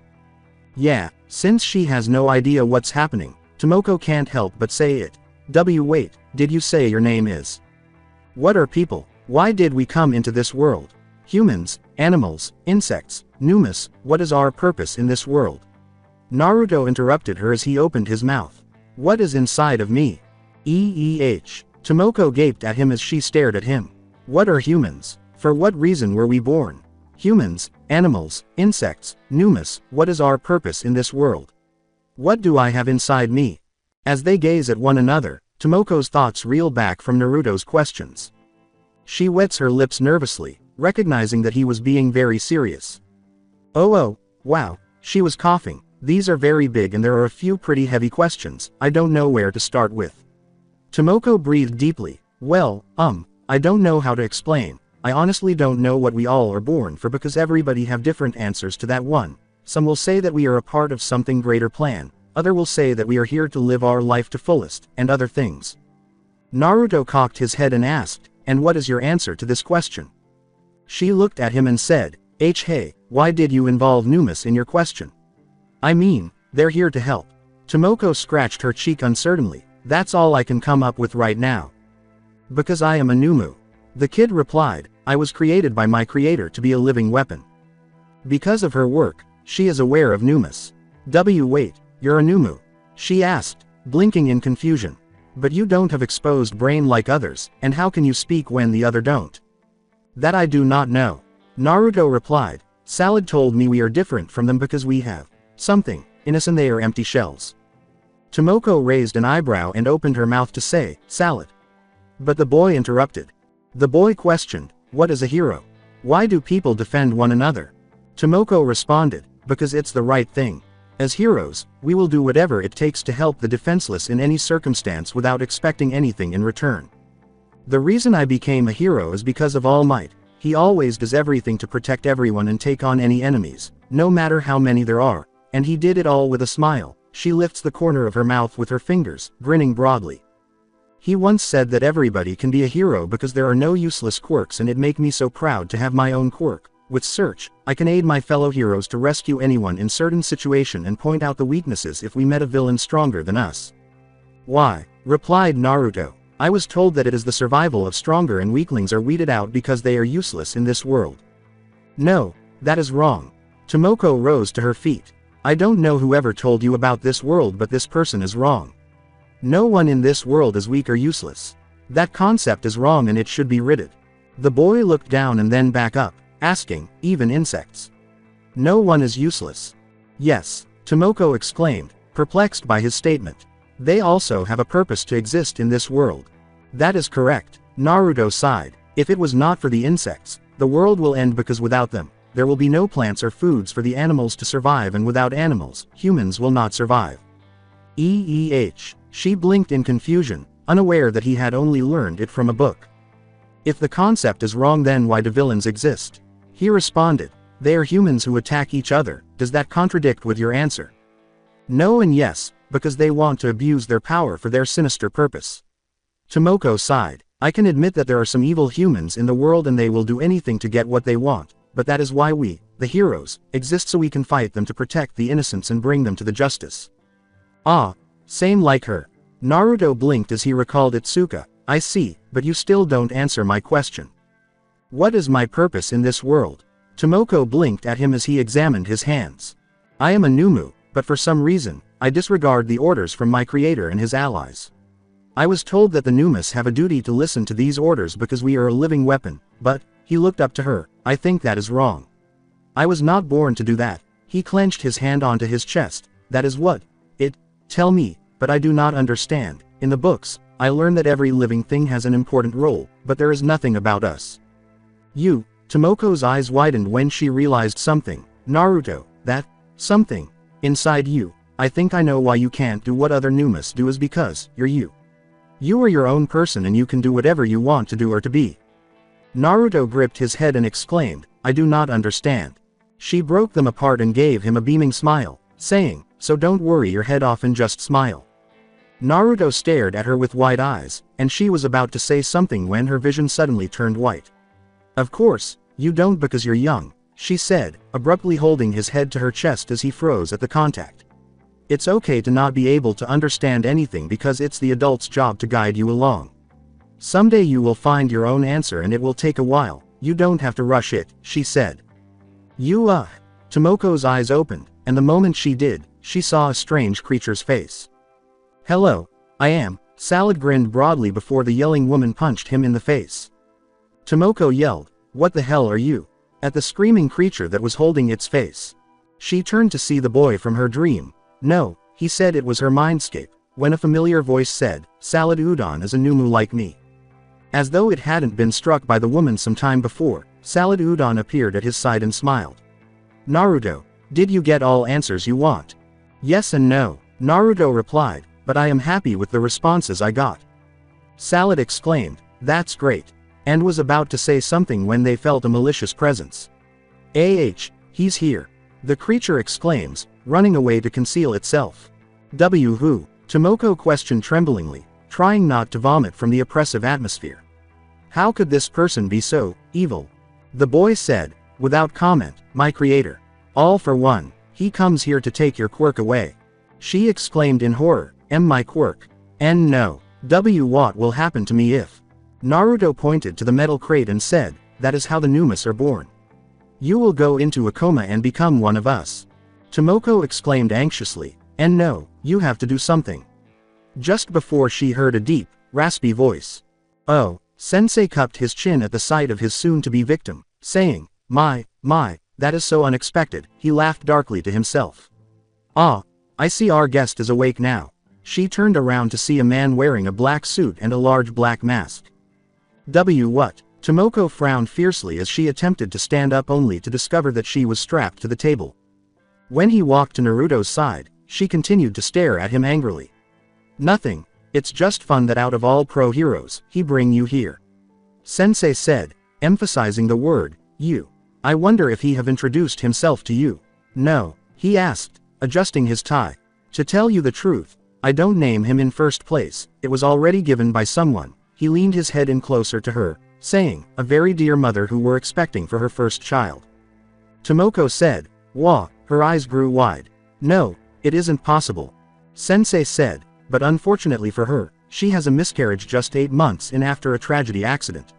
He stood erect and put his hand on Naruto's shoulders while his head trembled. No. Then the last relative of her bring a stillborn to me, begging me to do something. Sensei raised his left hand. So I decide to do a good deed by bringing the stillborn alive in exchange for his quirk and turn him into one of the Numas, which he gladly accept. It must be a falsehood. It will always be a lie. With a cruel laugh, Sensei leaned his head closer to Naruto and said, and the life somehow has managed to arrange a lovely reunion between the mother and her son for the first time. Say hello to your dear boy, Shirotoko Naruto. Tomoko screamed, why you bastard? As she struggled to get free of her restraint. Sensei grabbed the woman's head and said, I would like to keep the lovely family reunion going on. But I'm afraid that I must cut it short because we have many things to do. Goodbye and good night. Tomoko cried out before she passed out as the villain took away her quirk and turned to Naruto. The boy silently conforms to his command. Naruto, would you be kind enough to bring her to the empty vessel before I start? Grant her new quirks. All for one laughed savagely, finding a perverse joy in the entire situation. After carrying the woman in his arms, Naruto stared at a number of empty crates before focusing on the crate by the warehouse door. He walked over to this crate, put the woman inside, and stared at it for a while before doing something unexpected. Without his creator's knowledge, he pushed the crate to the other side and placed it in an open area where anyone could find it if they happened to pass by. The boy leaves without turning to face the crate, and he has no idea why he did it or why the woman acted out just now. Because Salad Udon is afraid of their creator, who is still in the building with them, Naruto stays at the warehouse 2 days later at night. He can hear his creator talking to Tamura on the monitor. Naruto stealthily glances at a distant crate. His creator is too preoccupied with something else to notice anything, and his gaze flits from one thing to another until he spots something outside the window. Before something happened in a flash, the boy tilted his head and there was a mop of green hair and a red spike. 3 professional heroes enter the building as they hastily gather the motionless Numas after a giant hand and truck smash into it, followed by a giant foot. When Tiger found the unconscious woman in the nearby crate, he exclaimed, Ragdoll, and pulled her into his arms. As the strings of his clothing extend to bind the remainder of Numas, Best Jeanist said into his earpiece, a Numu storehouse, suppression complete. How did they discover this location? In order to avoid all for one's view, Salad Udon ducked back into its hiding spot and gave Naruto a quick glance as the boy stood in the back of the warehouse and their creator stepped out beside him.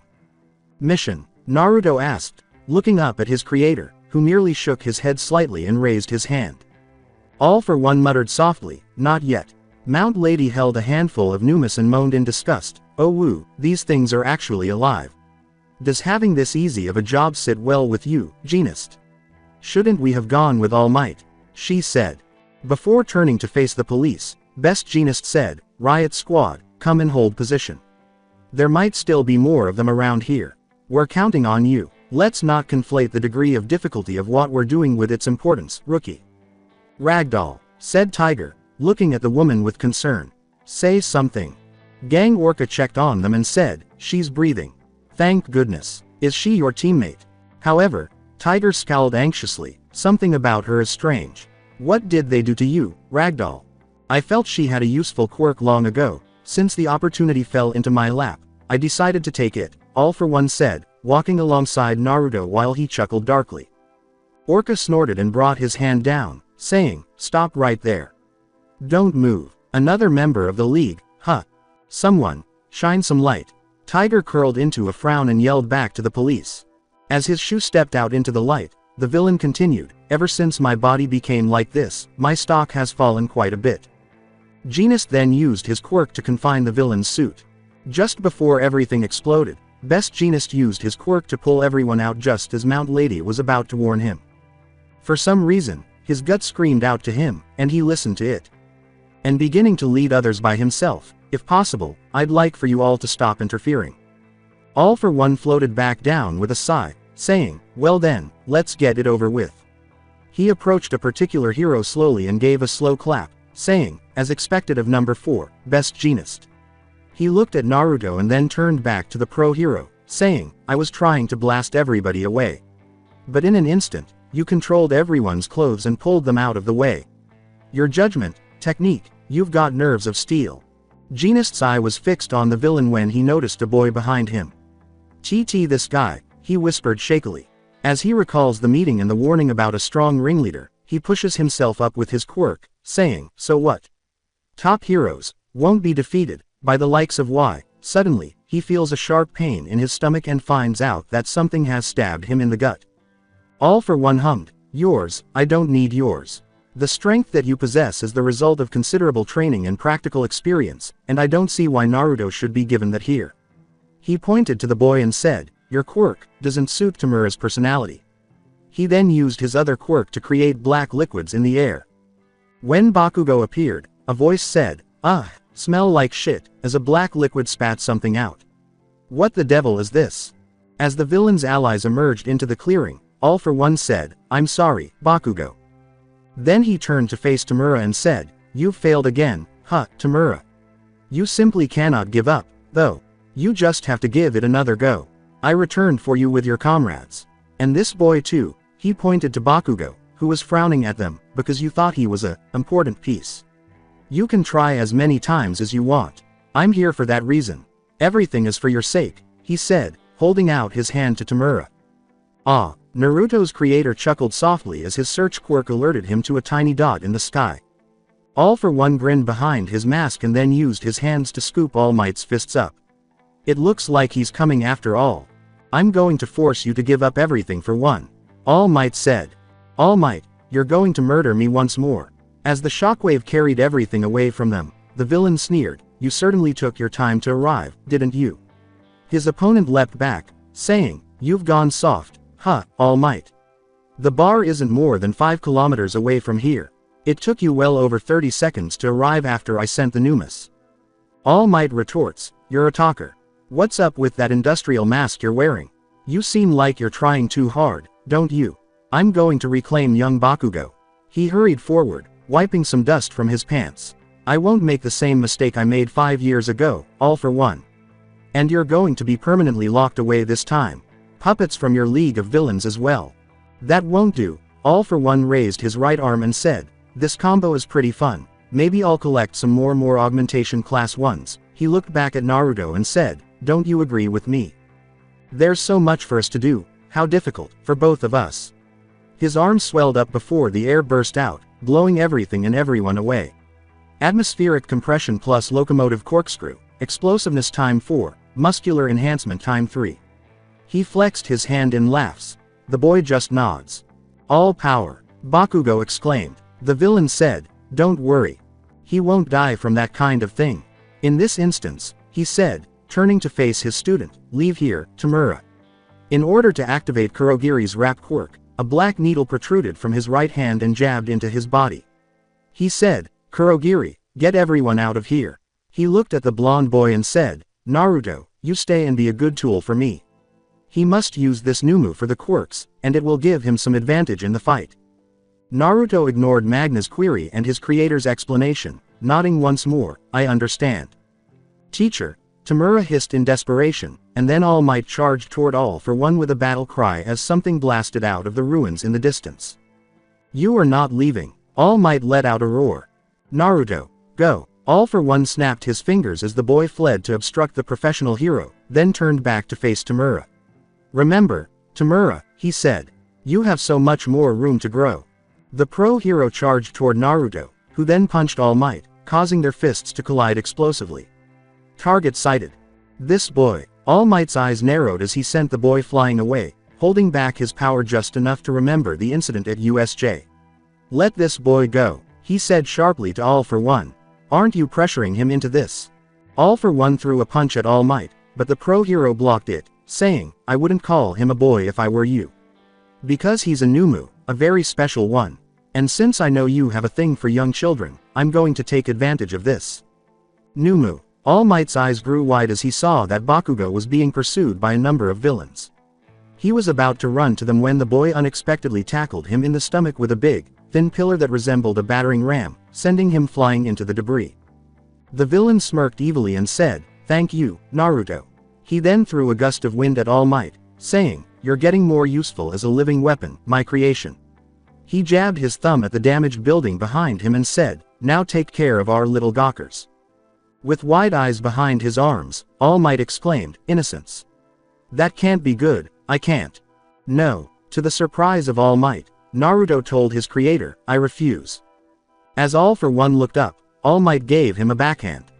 Oh, All for One scowled, Are you defying? Suddenly, a ramp of ice materialized in the distance, and 3 children skied off it at high speed. Bakugo is grabbed by the children as they are soaring, and they quickly take off in the distance.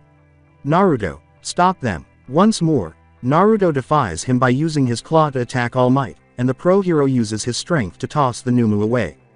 What made him do that? All Might watched them closely as the other professional heroes tried their best to keep the UA students safe while forcing the villains to flee in response to Tamura's protests. They were so focused on keeping an eye on them that they failed to notice a news helicopter hovering safely above them. Something jolted into his head with a headache. What does that? Because pursuing them is pointless because they are innocent. What it tells me is that. All for One yelled angrily, Where did you come up with that, Naruto? And All Might recognized the blonde boy as the sender. Who the hell put this idea in you? Naruto lied, and his creator is aware of it. I do not know. All for One scowled and said, Of course, I should have gotten rid of you since the first day because you're a defective, minus ultra. Naruto's face began to peel off at a startling rate. If you want to live, then kill All Might. Ah, I see. You. Gran Torino backed All Might up as he charged at All for One with a right hook, but the villain's rap quirk caused them to collide. Gran Torino tries to assist All Might once more, but Naruto kicks him in the face, and the crumbling Numu turns his left eye toward All Might as the hero battles All for One once more. I despise you. In the past, that fist of yours brought down my comrades, one by one, and yet you were celebrated as the symbol of peace, All for One said, blasting All Might away into Naruto as the boy rammed his gray left fist into the hero's back while his right arm turned into a skeleton. Symbol of peace. What is it? Naruto placed his skeleton hand on All for One's body, healing him in the process, but they ignored his thoughts as he projected them out. As All Might attempted to blast him away once more, his creator made fun of him by saying, Standing atop society, on the bodies of those sacrificed to get there, the view must be nice from up there, huh? Detroit Smash. All Might's move cancelled out the blast. The villain yelled, Sorry, but I'm not going to let you fight without holding back. As Naruto shot All Might with his Gatling gun, which the hero simply ducked by leaping back. He made reference to the surrounding ruins, saying, Heroes, there gathered a lot of them, there were many things to protect. Stop talking. All Might firmly grasped the villain's arms and said, You scum, that's exactly how you treat people like toys. Devastation, theft, exploitation, trickery. The world's population simply tries to get by each day. With the majority of his skin and muscles gone from his upper body, Naruto tilted his head at the hero and said, You laugh at them, scorn their hardship. I am unable to do those things, he said, pressing his fist into All for One's chest against the floor. Forgory. Trying to get by on a daily basis. Same like this pro hero. Naruto's left eye blinks as the right eye vanishes into the empty socket. He hardly pays attention to their conversation as a number of memories flash through his mind as he attempts to make sense of everything. There are things that we don't understand but that are just how it is. Jiro growled. After all, you and I are human. We're all humans, you psycho. He looks at his peeling left hand and says, but I am a Numu, not a human. I am the living weapon. But is that what I want? With his blades, Stain hissed at Tamura's neck, you need a creed. His right leg disintegrates into a skeleton leg as he says, my creed, my purpose, to obey my creator, but I do not wish to obey him anymore. Why? Something is in us. Salad laughed. We're different from the other Numas. How should I say it? They're like empty shells. But you and I have a thing in us. You and I have something inside us. The being said again, something that make us alive. Like the living beings, humans. Alive? Asked Naruto bluntly, but we are living weapons, a tool for the creator and his allies.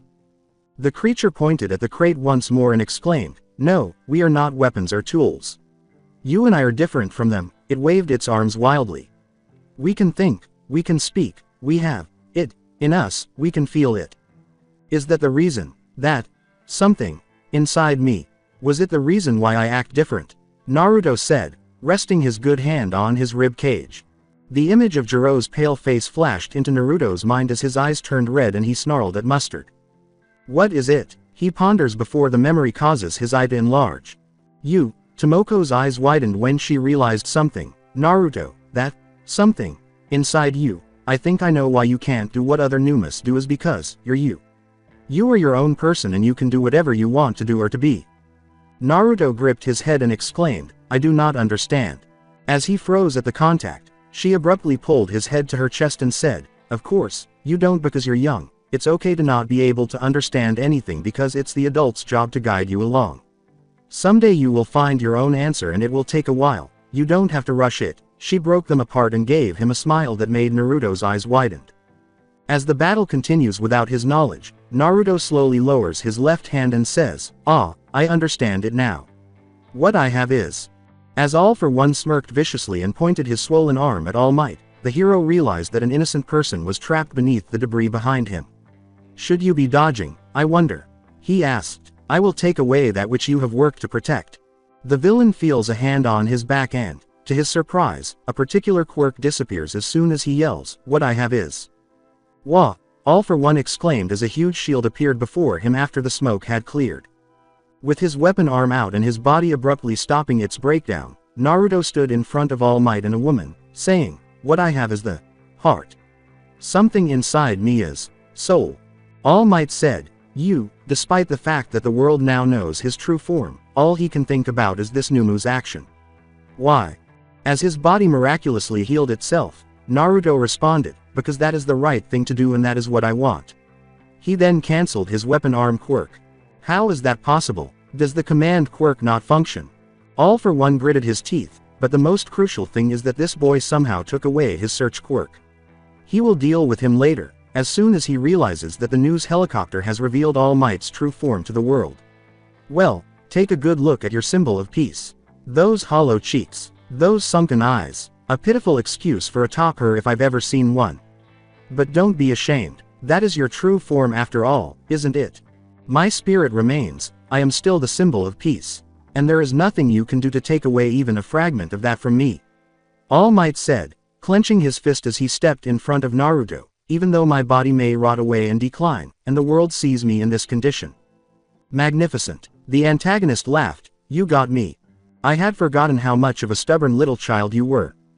He raised his index finger. In that case, I hope that this does not hinder that spirit of yours. I've got something to tell you. Shigaraki Tamura is Shimura Nana's grandchild. His revelation caused a stunned reaction from the All Might. All this time, I've been thinking about how much that fact would disturb you. I created the opportunity for you and Tamura to meet, and you beat him into submission, didn't you? Without knowing a thing, all the while shining that triumphant smile of yours. Shakily, All Might said, you're lying. It's true. All for One responded, this is the kind of thing I would do. Huh, that's weird, All Might. What happened to that smile of yours? He said, corking his head. All Might's body trembled, why you scum. Just as The antagonist chuckled malevolently before a snake arm struck his cheek. At the sidelines, Salad Udon yelled, "Don't listen to this villain." As the creature retracted its arm from the antagonist. "Bad guy always lie to you all the time, don't believe in him." All for One frowned and said, "This creature. I thought I got rid of this thing long ago." A voice behind All Might whimpered, "Don't lose," and the pro-hero looked over his shoulder to see the woman sobbing beneath the debris.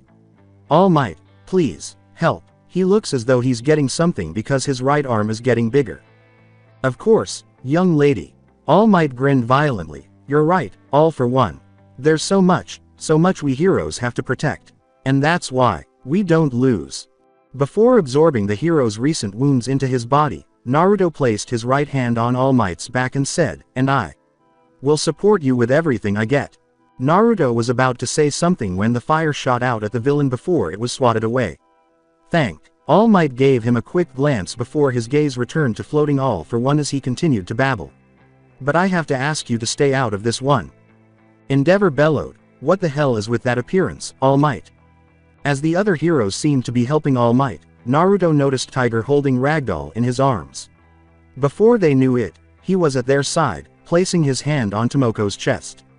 A light glowed beneath his hand as he said, "Transfer complete." "What are you doing?" Tiger's head snapped to him. "Ugh." Tomoko's eyes opened and she gazed up at them wearily, hardly realizing that her quirk had returned in full bloom. Tiger exclaimed, "Ragdoll, are you okay?" "Tiger." Tomoko's gaze shifted to Naruto, and she shakily reached out to him, but he disappeared to All Might's side. Wait, Naruto," she cried, but the boy did not hear her. After Gran Torino finished giving All Might a motivational speech, All for One unleashed a powerful shockwave, saying, "Enough with the sentimental talk.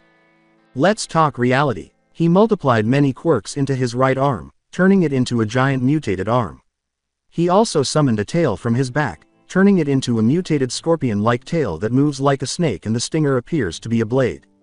As he flew toward him with his enormous arm raised in the air, his tail snaked out to pierce All Might, giving him the upper hand. "I will strike you down," he said. All Might directs his strength into his right arm, saying, "I have to put everything into it, but my left side will be open." Before anyone could notice, Naruto took a blow from the tail that pierced his chest and held it down with his arms. "Not anymore," Naruto's voice said. "No." Tomoko and the others cried out in horror. All for One yelled angrily, "Damn you!" at losing his edge. Gran's eyes widened and he asked, "That boy, why?" I can hear them." Naruto pulled All for One back to buy All Might some time. "The humans who want him to win. I told All Might that I will support him to the end, because I want to." All for One tried to pull him in, but he jammed his feet into the ground. "To protect humans like a hero. Not as a living weapon. Not as a Numu, but as myself." He swung the villain around before swinging him in the direction of, "Because I am me." "That's right," Salad said in the distance, "that something inside us is free will. That is why we both are different from the other. And no one can take that away from me, not even All for One who tried to snuff it out from the first day you were born, Naruto, because you were meant to be something greater enough to lead us to our place in this world. I won't let your sacrifice end in vain. Thank you, my boy." All Might threw his fist back as All for One threw it at him.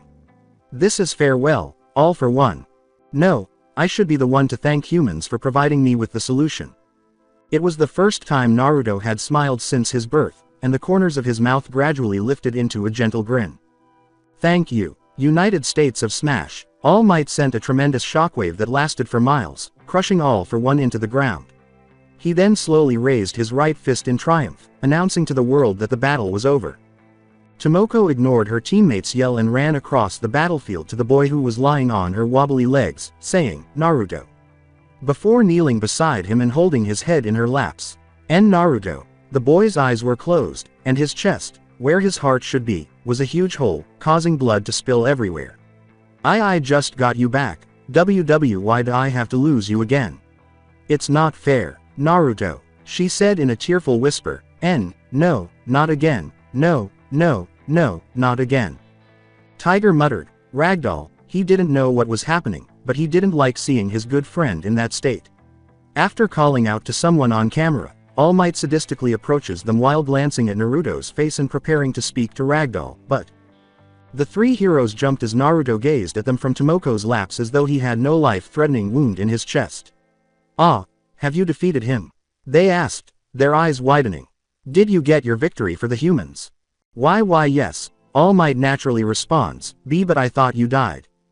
As the hole in his chest gradually closed, Naruto sat up and said, "Ah, I have regeneration quirk, thanks to my true quirk." True quirk," All Might whispered, and just as Naruto opened his mouth to respond, Tomoko seized him in a firm embrace. To Naruto's bewilderment, Tomoko sobbed and buried her face on top of his head, saying, "Naruto, don't you do that again. I thought I lose you again. I'm so sorry, my baby, I'm so sorry. You must have a lot of hard time." All Might stroked the back of his neck before turning to face the approaching police, who were probably going to arrest Naruto for his role in the villains' alliance. His gaze then returned to Naruto. He gets an idea and hopes that this won't end badly for him in the long run. "I feel bad for him. He has to go to juvenile detention center, until," he says. Society was in disarray for a number of reasons over the course of the following few days. The first was the disclosure of All Might's true identity and his retirement from the heroic profession because of an old injury and the loss of his quirk. The second was the police system's reform after they realized how much they had been neglecting their duties lately. The third and last was Naruto. Due to his status, nothing was made public, and the government was unsure of what to do with him until they made a decision behind closed doors after consulting with a number of key players. Aizawa stood in front of UA Academy's new dormitory building and said, "First of all, Class 1A, as his students took in the sight of the new structure. This was a few weeks after the Great Battle. What's more important than anything is that you all have gathered together again safely." As her classmates conversed with one another, Suyu exclaimed, "Same goes for you, sensei. I'm just relieved that you made it back here with us too. After watching that interview, I thought you might not be able to come back." "I was really sad," some of her peers concurred. With a clap of his hands, Aizawa said, "It's surprising to me as well."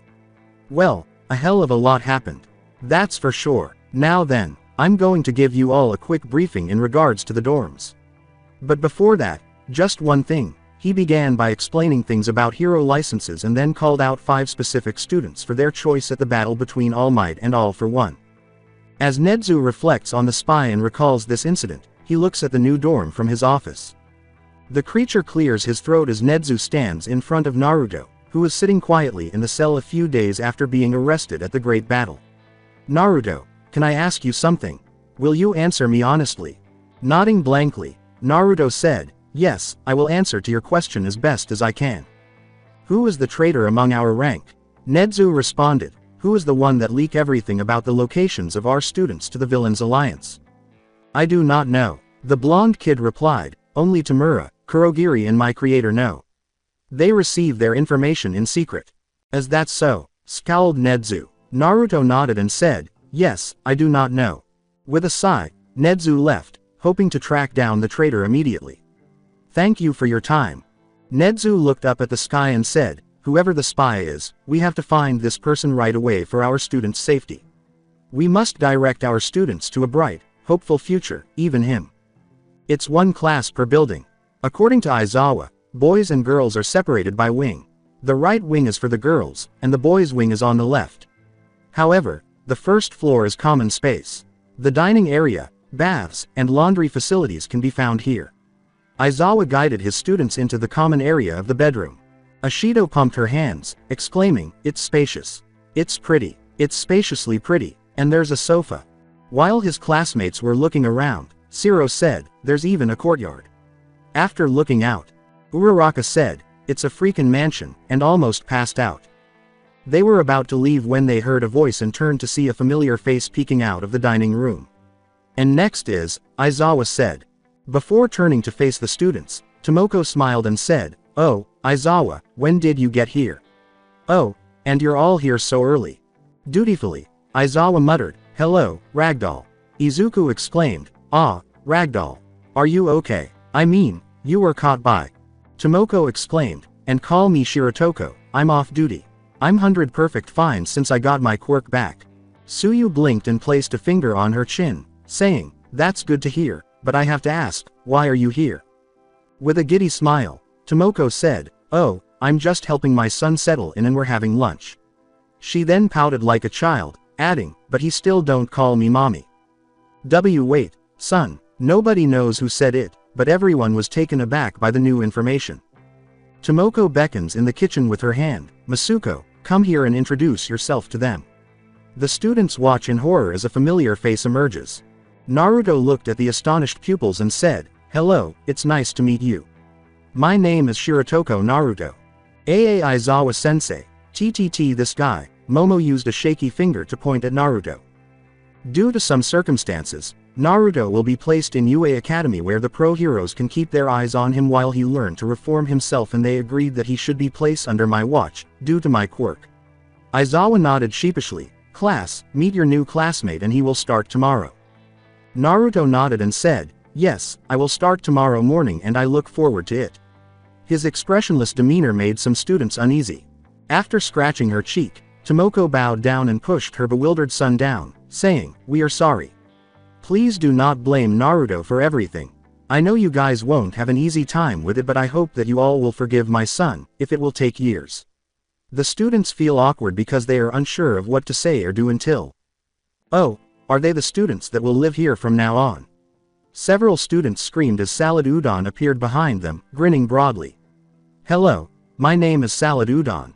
The creature said, shaking everyone's hands with its snake arms. Nice to meet you, humans. I hope we will get along with each other. Mineta screamed, what the fuck are you? And the creature gave him a blank look. I'm Salad Udon. The creature yelled in response. And that is our new janitor. Ignoring the commotion, Aizawa poked the creature with his thumb and yelled, he, she, hey. To halt them, male or female? Salad Udon responded, it's really oblivious if you look at my body. Quote, I'm a male. Everyone examined him from head to toe, but they couldn't even identify his gender. Salad cheerfully waved at them as he made his way to the laundry room, saying, now if you excuse me, I'm gonna wash my socks. Bakugo yelled, who the fuck named their kid Salad Udon? Finally. When they turned to face him, Naruto held up his hand and said, I did. He has no name because he is a Numu and he want one, so I give him one. In an attempt to calm his students, Aizawa yelled, let me show you other floors. Moving on. As the students followed their teacher after glancing at the boy with varying, mainly anxious expressions, Tomoko said, okay, I think that went well for now. She walked over to the sofa and patted the seat beside her while the boy sat down. Come here, she said. She looked into his eyes and said, I want you to do your best in school, be a good student, I want you to promise to call me every day and I will pick you up every free day. Naruto nodded and said, you know why you are here, right? Good, oh, I really don't know what to say. She hugged him and kissed his forehead, saying, I love you, my Masuko. I promise. Naruto gave her a bewildered hug in return, then listened to her again as she made an effort to speak with him but found it difficult. As the taxi drove away from the school's gate, Tomoko frantically waved her hand at her son, Naruto, saying, bye, I'll see you on Sunday, Naruto. Naruto simply raised his hand at her without responding. As he makes his way back to the gate, he notices something in an alleyway and moves to look at two boxes, which contain. Some noticed that the blonde Numu was absent, but they were okay with it because they didn't know how to behave around him because of their past. It was nighttime when the students abruptly decided to have a room showcasing completion. After eating Sato's cake, Toru and her classmates skipped out of his room, exclaiming, yum, that was so sweet.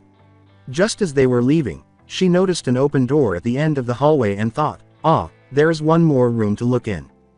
As the invisible girl excitedly ran into the room, Ojiro asked inquisitively, whose room is it? Jiro muttered, we just saw every boy's room except for Bakugo and, before her eyes widened and she exclaimed, hey, wait. Kya, Toru's voice yelled, Naruto.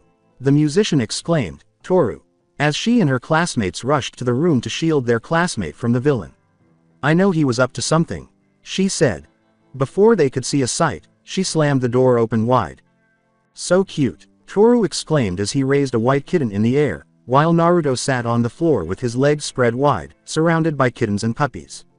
The perplexed Numu simply gazes at the invisible girl before turning to face the UA students. He then looks at Jiro for a little while longer before turning to face the animals. 5 puppies and 7 kittens of various breeds were present. The invisible girl embraced the kitten and said, I don't know you have pets. Naruto looked up at her and asked, pet? As he boldly walked into the room, Aoyama glanced over them and asked, did you get them from your mother? I never peg you or your mother to be a dog person. Ah, no. The Numu glanced at the old cardboard boxes and said, I found them outside in boxes. He petted the husky puppy's head while the other puppies licked his hands and several kittens curled up to his side. So I bring them in. A villain taking in sprays, Iida squinted up at the thought. Former. Aoyama corrected the president of the class, Naruto is reforming himself, remember. His heart is dazzling so much that he is no longer a villain since day one. That's why he never go all out to kill anyone and always help us out. Before turning to face Naruto, Toru exclaimed, oh, right. You were the one who saved Jiro and me from the poison, right? I never get a chance to thank you for helping me during the attack at Resort. Then Naruto simply nodded, yes, that is correct. Thank you, smiled Toru, I owe you one. Wait, he helped you two out? Kirishima asked, blinking at Jiro, who had not heard of it. Jiro said sourly, yeah, we were poisoned by gas and Aoyama said he healed us for no reason. She still doesn't trust this man at all, and she finds it annoying that she has to share a building with this crazy person. Your room is very Spartan. Toyoyami can't help but stare around his room in curiosity. Naruto's room only had a bed and a desk and chair. They can see a few books strewn about on the desk, but one item in particular caught their attention, a huge poster of Ragdoll with the words, I'm your mommy. Displayed on the wall. I guess she was the one who gave you that, right? Naruto gave a nod. I wonder why she adopted you. Naruto responded, she was pregnant with me, but she does not adopt me. Izuku blinked in confusion as he recalled the previous articles, there was an accident that caused her to miscarry. Wait, Ragdoll lost a child. The Numu responded, yes, I died a stillborn. They didn't care if it was too serious information for them to hear. No one knows what to say as the boy looks at them and the small animals continue to move. That was until my creator makes me alive as a Numu. He looked up at them and said, I am her real son but, I do not know what are mother and son. The following morning, Naruto, wearing the school uniform, stands in front of the class with Aizawa by his side. As I mentioned yesterday, you have a new classmate and he will start today. Please get along with him and try your best not to freak out all over his past. Aizawa gestured to the boy in question before looking at him as he pointed to the vacant desk in the back of the room. Naruto, your desk is over there. The young man approaches the desk. We will start working on your uniform after I give the class their lesson and you have to come up with a codename as a hero. Well then, our first objective will be earning provisional hero licenses for you all. A hero license, in essence, grants you permission to directly intervene when people's lives are at stake. This qualification carries an immense weight. And this goes without saying, but the examination required to earn license is extremely strict. It is a provisional license, but even having said that the pass rate of this exam, year to year, is less than 5%. Mineta stumbled, just for a provisional license, it's that tough. As the teachers walked into the room, Aizawa snapped his fingers and said, and that's why, starting today, we'll be having each of you come up with at least 2 of your very own special moves.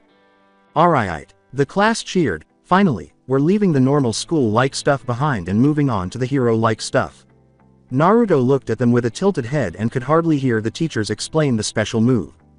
We'll go into the specifics with you all shortly with live exercises. Aizawa replied, go change into your costumes. We'll meet at Gamma Gym. Where? Naruto asked blankly as he held up his hand. When the teacher noticed that the boy had not yet received the academy tour, he said, then after that, someone has to give him a tour. The training dreamland. As the students entered, Smintos pointed to the enormous gym and said, put short, TDL. This facility of my own devising, with his hands on the ground before erecting enormous pillars that resembled horses. Here I am able to prepare terrains and training objects personalized for each and every one of you students. Hence, Dreamland. If I could ask a question. Iida put out his hand. Why are special moves necessary to obtain a provisional license? Please illuminate us with that context. I'll walk you through it step by step. Aizawa mumbled, calm down. Naruto stands a good distance behind the class, his gaze wandering around the building in curiosity. He ignores the entire explanation of special moves and their significance. He hears an exuberant exclamation, "I'm pumped up." As the students spread their arms wide and begin to move toward the artificial terrain to begin their training, leaving Naruto in their wake. Ectoplasm materialized at his side, jabbing his thumb at the ground, saying, "Hey, you should get in there and come up with a special move." "I do not know if my quirks are suitable for special move, neither if I need one," replied Naruto. They told me that you have multiple quirks." The phantom-like instructor murmured, "Can you list them out for me, just names? I'll stop you if I want to know more about this quirk." "My current quirks are telepathy, zoom, enhanced body, heal, berserker, cat's claw." The blonde boy began to enumerate his quirks before the teacher interrupted. With curiosity, Ectoplasm inquired, "What are these last three?" "Heal allow me to absorb any injuries from the host and my body will regenerate from the injuries." Naruto clarified, "But I only can take the wounds within 5 days and I can't take age-old injury." The ghostly instructor scowled and asked, "Do you feel the pain of the injuries once it absorbed into your body?" "What is pain?" the boy asked, tilting his head. In an attempt to shift the conversation, Ectoplasm said, "And berserker. It sound like it amp up your powers, right?" "That is correct," Naruto replied, "but for some reason, I want to attack everyone in sight." The phantom-like teacher muttered, Hence the name.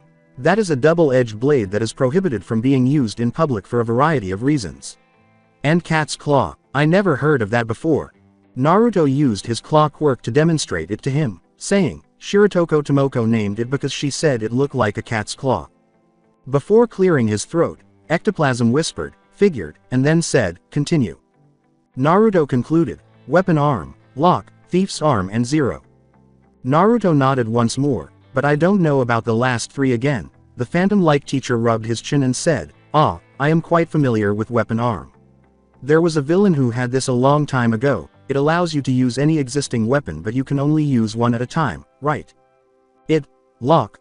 All quirks I have to prevent anyone from stealing it." Naruto reiterated, "Lock quirk is what it is." Ectoplasm raised his eyebrow behind the mask, which appears to be both pointless and helpful. "I can steal anything and store it with my thief's arm." Naruto's right arm turns black as a long rope emerges from his shoulders and slightly wraps around his upper arm. "Even a quirk." Ectoplasm's eyes grew wide. "Wah." As the phantom unnoticeably released his breath, the boy went on, "But I cannot use the stolen quirk.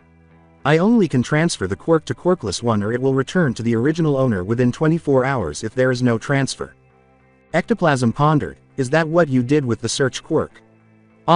Kinda like Aizawa's eraser quirk." "Yes," Naruto replied, "I returned it to Ragdoll after taking it from the creator." Ectoplasm inquired, "And zero?" Noticing that Aizawa had been listening the entire time. The teacher's eyes widened when the boy said, "Zero is my true quirk." He held out his hands as though they were holding something. "The quirk that grants me all quirks that have existed or yet to exist." Are you serious?" Ectoplasm sighed. That mean you can have any quirks you want by bring it out." "No," Naruto simply replied. "Zero is the one that make the decision and they always come at random time, some can take months or years. It is what give me lock at first day I was created, the heal comes 6 months later. I gained cat's claw about 7 months ago and thief's arm formed right before the battle between All Might and the creator." I see, the ghostly instructor muttered, as if everything were upsetting her. It's good thing you decide to change your side on your own free will." To which Naruto replied, "Yes, I wish to protect humans and to find my own purpose." Aizawa comes to the terrifying realization that the heroes would not be able to stop this Numu since he will eventually become an omnipotent being and the casualties will be greater. If he was still on their side. The teacher looked at the boy and said, "He will have the power to destroy or save the world one day." The boy sighed to himself, why can't he have an easy life? He must now ensure that the boy will follow the correct course. All Might's voice came from the doorway, "You guys are all really into it, huh?" The gloomy teacher now knows who to blame for his impending troubles, as long as he doesn't pull a lot of damn strings. Naruto sat on a bench beneath a tree in a remote area during lunchtime, gazing up at the clouds. He senses that some students are staring at him from behind, and when he looks over his shoulder, he sees that a number of them are peering at him through the window, some with curiosity and others with suspicion. Nevertheless, he returns his focus to the outdoors. He hears a startled chirp after a while, and when he looks up, he sees something fall out, which he catches with his hands without leaving his seat. Before climbing the tree to reinsert the fledgling, Naruto looked up at the tree and saw the nest with the crow and several fledglings on a low branch. The same fledgling is abruptly pushed out by the adult bird, and the boy catches it in midair before reintroducing it, only to experience the same outcome. Is it because of a flaw in this one? Naruto noticed that the fledgling's right wing was significantly smaller than the others. The boy cautiously descended again, looking between the cawing fledgling in his hands and the nest. I will take you in like the others. Naruto gently stroked the crow's head with his index finger and said, "It is okay." He then left the tree. Jiro frowns to herself when she sees Naruto outside the window from the hallway. She thinks he is up to something bad and will continue to watch him. Just wait and see, he'll make a mistake and she'll get him for good. You must hurry, you must hurry. Yanagi Reiko ran outside, shocked that she had forgotten her bento in her classroom. As she turned the corner, she collided with something hard and fell on her back, grunting quietly. She mumbles something while rubbing her sore nose, but before she can get up, a hand is held out in front of her face, and she looks up to see a blonde boy who she recognizes as Naruto from some of her friends in the news. As she took his hand and the boy helped her up, Reiko said softly, thank, before noticing a baby crow in his other hand. Why do you have a baby bird? I am taking her in because the mother abandoned her. It is the right thing to do, correct? Naruto asked blankly. Yeah, it is. Reiko blinks slowly as she looks up into his distinctive eyes, hardly realizing that she was still holding his hand. Naruto had no idea that she would fall in love with him at first sight and that this would be the first step in the series of events that would eventually lead him to something. Toru whined as she sagged over her desk. I can't believe he just did that without telling us. Hey, we're surprised as you are. Hunter responded by saying, I thought he'd tell you about that before since you two are close friends. The invisible girl sighed and pouted, we're not close. I guess he can't handle the pressure and transfer out to general education. Mina was leaning back in her chair. Which is no surprise, consider what we just went through this year. Before turning to face Naruto seated at Ojiro's desk, the tape elbow boy remarked, kinda weird he was in our dorm for few days then just up and move everything out to other dorm. The tail boy had unexpectedly transferred, taking some by surprise. Denki shrugged his shoulders and said, that proves that not everyone is suited for a heroic career. Ojiro's transfer doesn't seem to bother some people because he doesn't really stand out and was too uninteresting to be a background player. Before turning back to her board, Midnight snapped her whip to stop the background chatter. Where was I? Yes, if you look at page 211, you'll see Pi. The class listened to her lesson until a loud sneeze and a strong gust sent all the papers flying, causing some shocked cries. Under the screams and yelling, Naruto said impassively, I apologize, please continue with your lesson. I have obtained a quirk that allows me to create a powerful wind with a breath. Since Naruto joined and his true quirk occasionally throws the class into chaos at any time, it has become common for the R-rated heroine to sweat drop while gathering some papers with her students. That's fine, she said. At least it's not the hair needle quirk, she thought, recalling an incident from math class yesterday in which poor Ectoplasm still needed Recovery Girl's assistance to remove some needles from his back after taking the blunt when he called Naruto forward to answer a question. While exploring the campus, Naruto stopped to tilt his head and gaze at the overhead post before turning to face the steel doors. Before he turned to see Tenya, Izuku, and Ochako strolling together, he heard a conversation to his right and said, Development Studio. I see. Iida cupped his chin and said, so you'll be focusing on floating your body. Yeah, Ochako replied, if I give myself more mobility, then I can also make more of the fighting techniques I learned during our workplace experience. How about you? As you might expect, I'd like to reduce the drawbacks of my Recipro. Tenya said, so I'm headed to the development studio to ask for a radiator upgrade. He turned to Izuku, I'm thinking of getting some arm supporters. Izuku murmured, and I need to build up my body more. When the gravity girl noticed the Numu, she called out to her friends, is that Shiratoko? Since he was once their enemy and is now a classmate, she honestly doesn't know how to behave around him. However, she feels that everyone deserves a second chance as long as they don't commit serious crimes, so she should act cordial with him. Hey, Shire, she said, raising her hand in greeting, and then the steel door exploded outward, causing smoke and some crash as the three of them stared in shock. As he waved the smoke away, Power Loader declared, I swear you, Don't just toss together whatever pops into your head so willy-nilly. Foo, but failure is the mother of invention, Power Loader Sensei. A tone cracked up when the gravity girl realized it. A man named Thomas Edison once said, just because something doesn't do what you planned it to do doesn't mean it's useless. The supporter teacher snarled, that's not the problem. Could you listen to me for once, please? Hatsume. Mei was lying on top of Naruto when the smokescreen cleared, and she tilted her head toward him. Wait. Mei smiled as her loose tank top unintentionally gave him a glimpse of her cleavage, but Naruto didn't care. Who are you? Are you a customer? Where have I seen you before? He asked. Numu responded bluntly, no, I am not a customer and I believe we have never met before until now. I am Naruto. Before she noticed the others, the pinkett jumped off him and got up, saying, really sorry about the sudden kaboom. It's been a while, hasn't it? You're the heroic department kid. I forget all of your names. It's Midoriya Izuku. Izuku swallowed alarmingly. The man you used as a personal billboard during the sports festival tournament. Exclaimed the stiff student, their arms chopped. I'm Iida Tenya. The gravity girl added, and I'm Urara, but. As Ochako gazed blankly at her back, Mei turned back to her studio and said, I get ya. Right, well, I'm busy developing my babies, so bye. Wait. Izuku came with her. I kind of wanted a few words from Power Loader Sensei regarding the costume upgrade thing. The pinkett's head turned to them, grinning broadly. Did you say costume upgrade? I'm listening, she said. Power Loader snarled. Hatsume, now that you're living on campus, you're allowed to spend your time at the studio. His eyes narrowed, but if you go on wrecking the place at this rate, I won't be afraid to ban you. He turned to face the students and said, I heard from Eraserhead. You must be here to tweak your costume for your new super moves. He waved them in. Well, get in. Naruto was about to go back to exploring when the teacher called him. You too, Shiratoko. Eraserhead wants me to size you up for your costume and you need to come up with it too. Naruto walked into the studio and looked around, saying, I understand. Izuku smiled. Wow, reminds me of a secret base. Alright, now show me your costume's manual. The teacher who was supporting said, you've got it inside the case it came in, don't you? Come on, I've got a license for this. I'll take a look and tinker with what I can.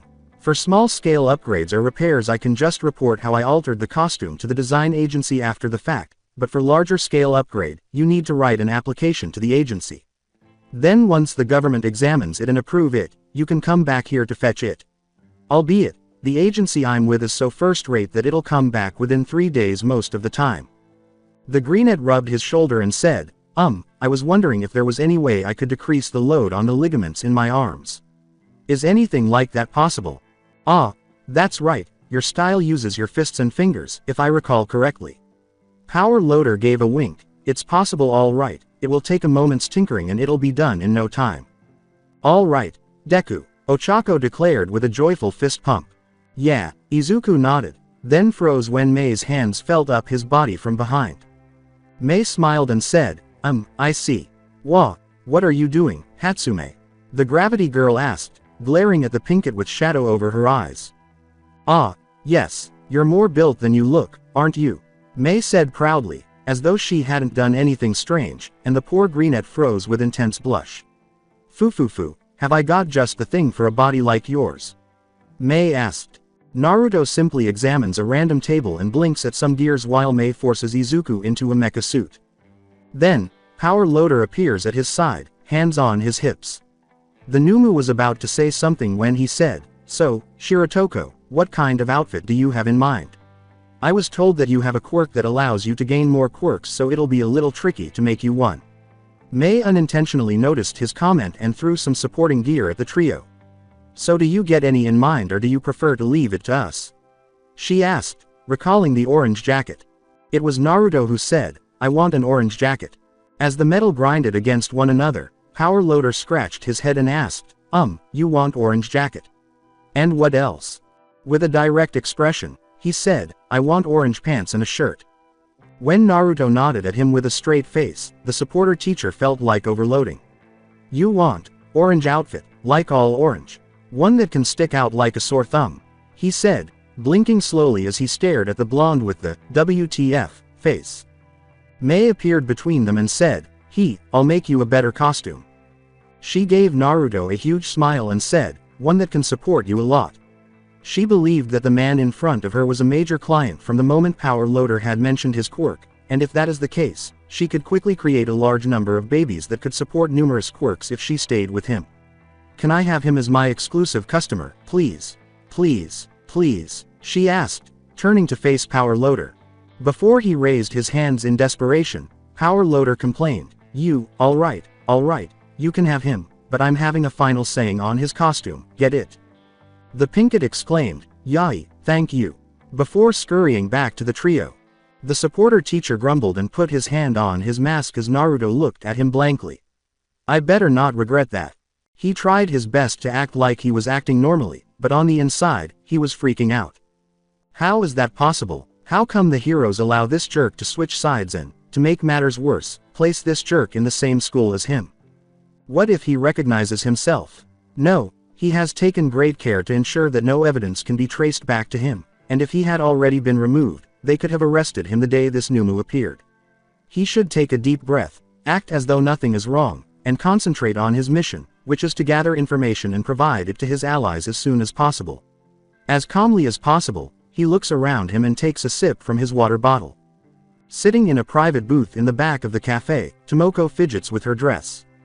She is meeting with someone she hasn't seen in a while and is unsure of how things will work out. This individual she is meeting is not just any individual, but a significant figure in her life and Naruto's father. Out of nervousness, Tomoko takes a long sip of her water. Originally, she intended to keep it a secret, but she feels that it isn't right and that he will find out due to his job, so she wants to tell him and let him decide for himself. As she recalls the day she ended her relationship with him, she runs her fingers through her hair. Despite his repeated assurances that it wasn't her fault, she blamed herself the day she miscarried because she was so young. She would occasionally vent her frustrations on him, but one day she abruptly left him because he kept reminding her of their loss, and she hardly spoke to him again. Because she was a teenager at the time and didn't know any better, Tomoko winces at the memories. She didn't really expect her life to turn out this way, the searcher said, brushing the skirt of her dress with a little sigh. Tomoko's peculiarity warns her that someone is coming, and when she looks up, she sees him giving her a perplexing look and a gentle smile, to which she responds with a shy smile. Tomoko, ready to drop the bomb on him, said, "Hey, you." Some teenagers were lounging in the common room after returning to the dorm and feeling extremely worn out from the training. After turning the TV to the demand channel, Toru waved the remote control in the air and said, "Hey, I'm setting up a movie night. Anyone wants to get on it with me?" She asked.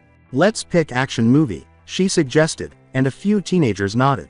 "Yeah, I'm all for it," Eijiro exclaimed. Honta answered, "Nah, let's watch some comedy." "Romance," Mina exclaimed, pumping her fist into the air. Minoru drooled, "We should watch porno." Tenya reprimanded him from the kitchen because no one was paying attention to him. The invisible girl laughed and said, "Let's vote on what movie we want to watch." She doesn't mind anything as long as everyone has a good time. She never noticed that a few teenagers stiffened when she heard the front door open and close and then Naruto enter with books and say, "Hey, Naruto. We're having a movie night, wanna join?" Naruto looked at the smiling invisible girl and asked, "What is movie night?" She didn't mind that he didn't look at her. Toru tilted her head at him and said, "Oh, it's one of hangout things where you spend times with friends by watching movies and having fun. So do you want to join us?" she asked. The Numu nodded and then paused, asking, "What is a movie?" "Yes, I will attend the movie night to understand its purpose." The laughing invisible girl patted the vacant seat next to her on the couch and said, "Haha, sit here and find out." "Oh fuck no, I ain't going hanging around a shitty villain." Katsuki growls as he gets up and approaches the Numu, slamming the books down and pressing his shoulder against the blonde's shoulder. He spat in Naruto's face and yelled, "You have no place here, you fucking bastard. Leave this place if you know what's good for you or I'll fucking kill you." Before stomping to the elevator, but not before giving the blonde a hard blow to the shoulder. The Numu was unfazed by the entire incident. Few teenagers were taken aback by Katsuki's action. Satoru scowled and said, "Hey, you don't have to be mean, asshole." Before he went to retrieve Naruto's books, Mina scowled and Eijiro said, "Yeah, Bakubro, that was kinda uncalled for." "You alright?" he asked. The explosive user growled, "Shitty hair, don't you fucking feel sorry for this fucking bastard?" Before he climbed into the elevator and headed to his room. Denki gets up to go to his room, and Minoru follows him while yelling something about, "Don't want to die," or, "attack." "I'm not going to stick around if he's going to sit here." He claimed to be a little uneasy but to have nothing against the Numu, so Honda left. Yuga shook his head at the departing teenagers, saying, "How dim of them. Too blind too." As Naruto sat down, the invisible girl interrupted the French boy, saying, "Don't let that get to you." It's no secret that when Naruto moves in, the class becomes somewhat divided. Some think he should be arrested, some think he deserves a second chance, and some remain neutral so they can watch him act before making decisions. "Why?" asked Naruto, his face blank. "I don't know what you mean by that." Toru turned back to the TV and waved it away, saying, never mind. "Let's watch." She chooses a movie after the group votes on it. While the rocker rubs her arm in an effort to ease the phantom pain, Kyoka narrows her eyes at Naruto through the doorway in the kitchen as he stares at the television while responding to Mina's inquiries about his books. She thinks inwardly that Bakugo's actions were inappropriate, but that doesn't change the fact that they shouldn't put their trust in this crazy person because he switches sides so easily, as if there are no repercussions, and what if he decides to return? There won't be anything to stop him. Kyoka clenched her teeth. She needed to watch him closely and respond appropriately. Naruto was observing the students practicing their super move beside Shota one afternoon when Toshinori approached them. The former number 1 hero held up his hand and asked, "How's their progress, Aizawa my man?" The unkempt man sighed, "Back again. It's slow but steady." Before turning to face Numu, the blonde man nodded and said, "I see. Naruto my boy, how are you handling the new changes?" The young blonde has been the target of a few glares ever since he entered the gym, and Toshinori scratched his head uncertainly as Naruto said, his face blank, "I believe it is correct to saying that I am doing well." Toshinori placed his hand on Numu's shoulder and said, "Well, that's good. Listen, I want to say that it's going to be very hard from here onward, but hang in there. Things will start to look up in a time." He cocked his head and said, "I do not understand." Before he left to find some students to assist, the older blonde gave him a shoulder pat and said, "You will, in time." Naruto just blinked. Shota grunted to attract the young blonde's attention. "Anyway, do you have any new quirks since you received a wind-based quirk?" he asked. Before they heard a shout, Naruto answered, "No, I have not." Katsuki yelled, "Hey, look above you," as a big chunk of cement fell in Toshinori's direction. UIDI, the disheveled man sprinted ahead, clutching his scarf, but he stopped when Izuku sprang into action and the greenette kicked hard to destroy the falling cement. Izuku turned to his idol and exclaimed, "All Might. Are you okay?" "Yep," smiled Toshinori. Denki jogged up to them with Eijiro and exclaimed, "Holy crap, that was some destructive power."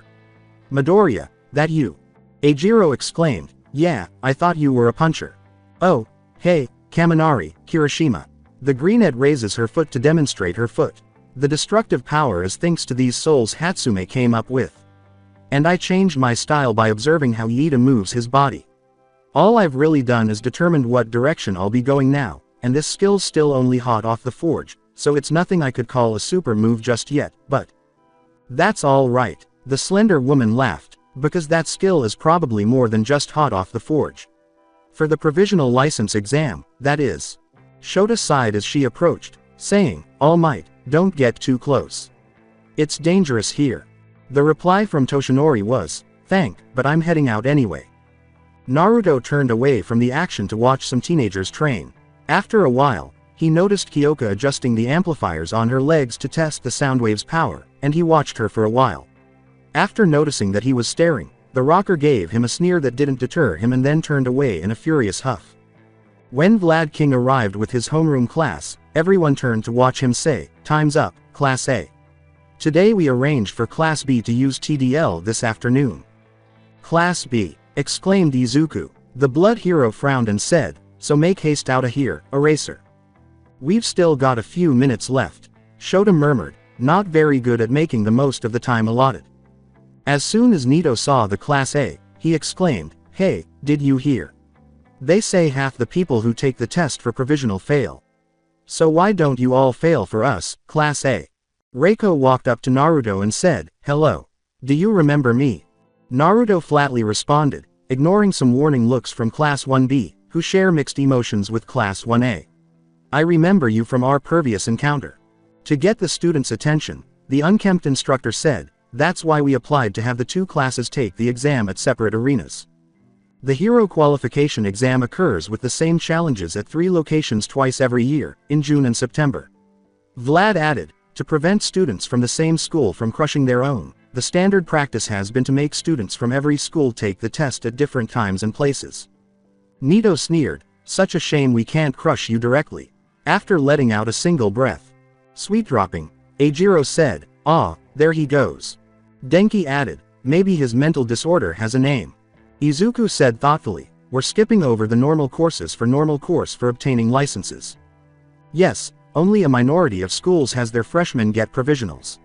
Shota responded, to put it another way, it'll be a gathering of kids who have had more time to train and whose quirks you know nothing about. We can't know what will be on the exam, but there's no doubt it'll be rough. Don't fixate on that too much, of course, but don't forget, either. Everyone will reflect on his remarks throughout their day. Everyone was up and about on Sunday when the teenagers noticed Tomoko waiting in the foyer. She was dressed in jeans, shoes, and a teal blouse. Eijiro posed the perplexing question, Ragdoll, what are you doing here? With a bright smile, Tomoko raised her fist and said, I'm here to take my son out on a little mother-son date. We have a lot of things to make up for our lost years. Before the elevator dinged and they turned to see Naruto emerge, the redhead scratched his cheek and blinked slowly. Oh, that's nice, he asked. She grabbed her son as they entered the elevator and said, get you change and go to zoo. The doors closed and the teenagers blinked quickly. Naruto, let's, the searcher said, pausing with the others when they saw him in his school uniform. Momo raised an eyebrow, and some people questioned why they had selected the zoo. Did she say the zoo? She asked. When Tomoko called Naruto the other day to ask him where he wanted to go on a free day, it turned out that he picked it immediately. As his mother buys the tickets and brings him inside, Naruto, dressed simply in jeans, an orange shirt, and sneakers, looks around the zoo's entrance while Tomoko takes the map. She showed him the map, and he gazed at it for a long time before she asked, what animal do you want to see first before the dolphin show? Naruto replied, Shirotoko, I want to see the pandas. Tomoko pulled him along and said, okay, let's go. And call me mommy. He wanted to ask her why parents and kids exist, but when he saw the panda for the first time, he forgot about it. As she listens to her son recite the entire placard in front of the elephant's pen, the search heroine smiles at him. As he watched a large elephant tend to a calf in the water, Naruto recited, elephants are located in Africa and south part of Asia, and is founded in habitats, including savannas, forests, deserts, and marshes. They are herbivorous and stay near water. They are very valuable and important because of their impact on the environments. I wonder why he has such a strong affinity for animals.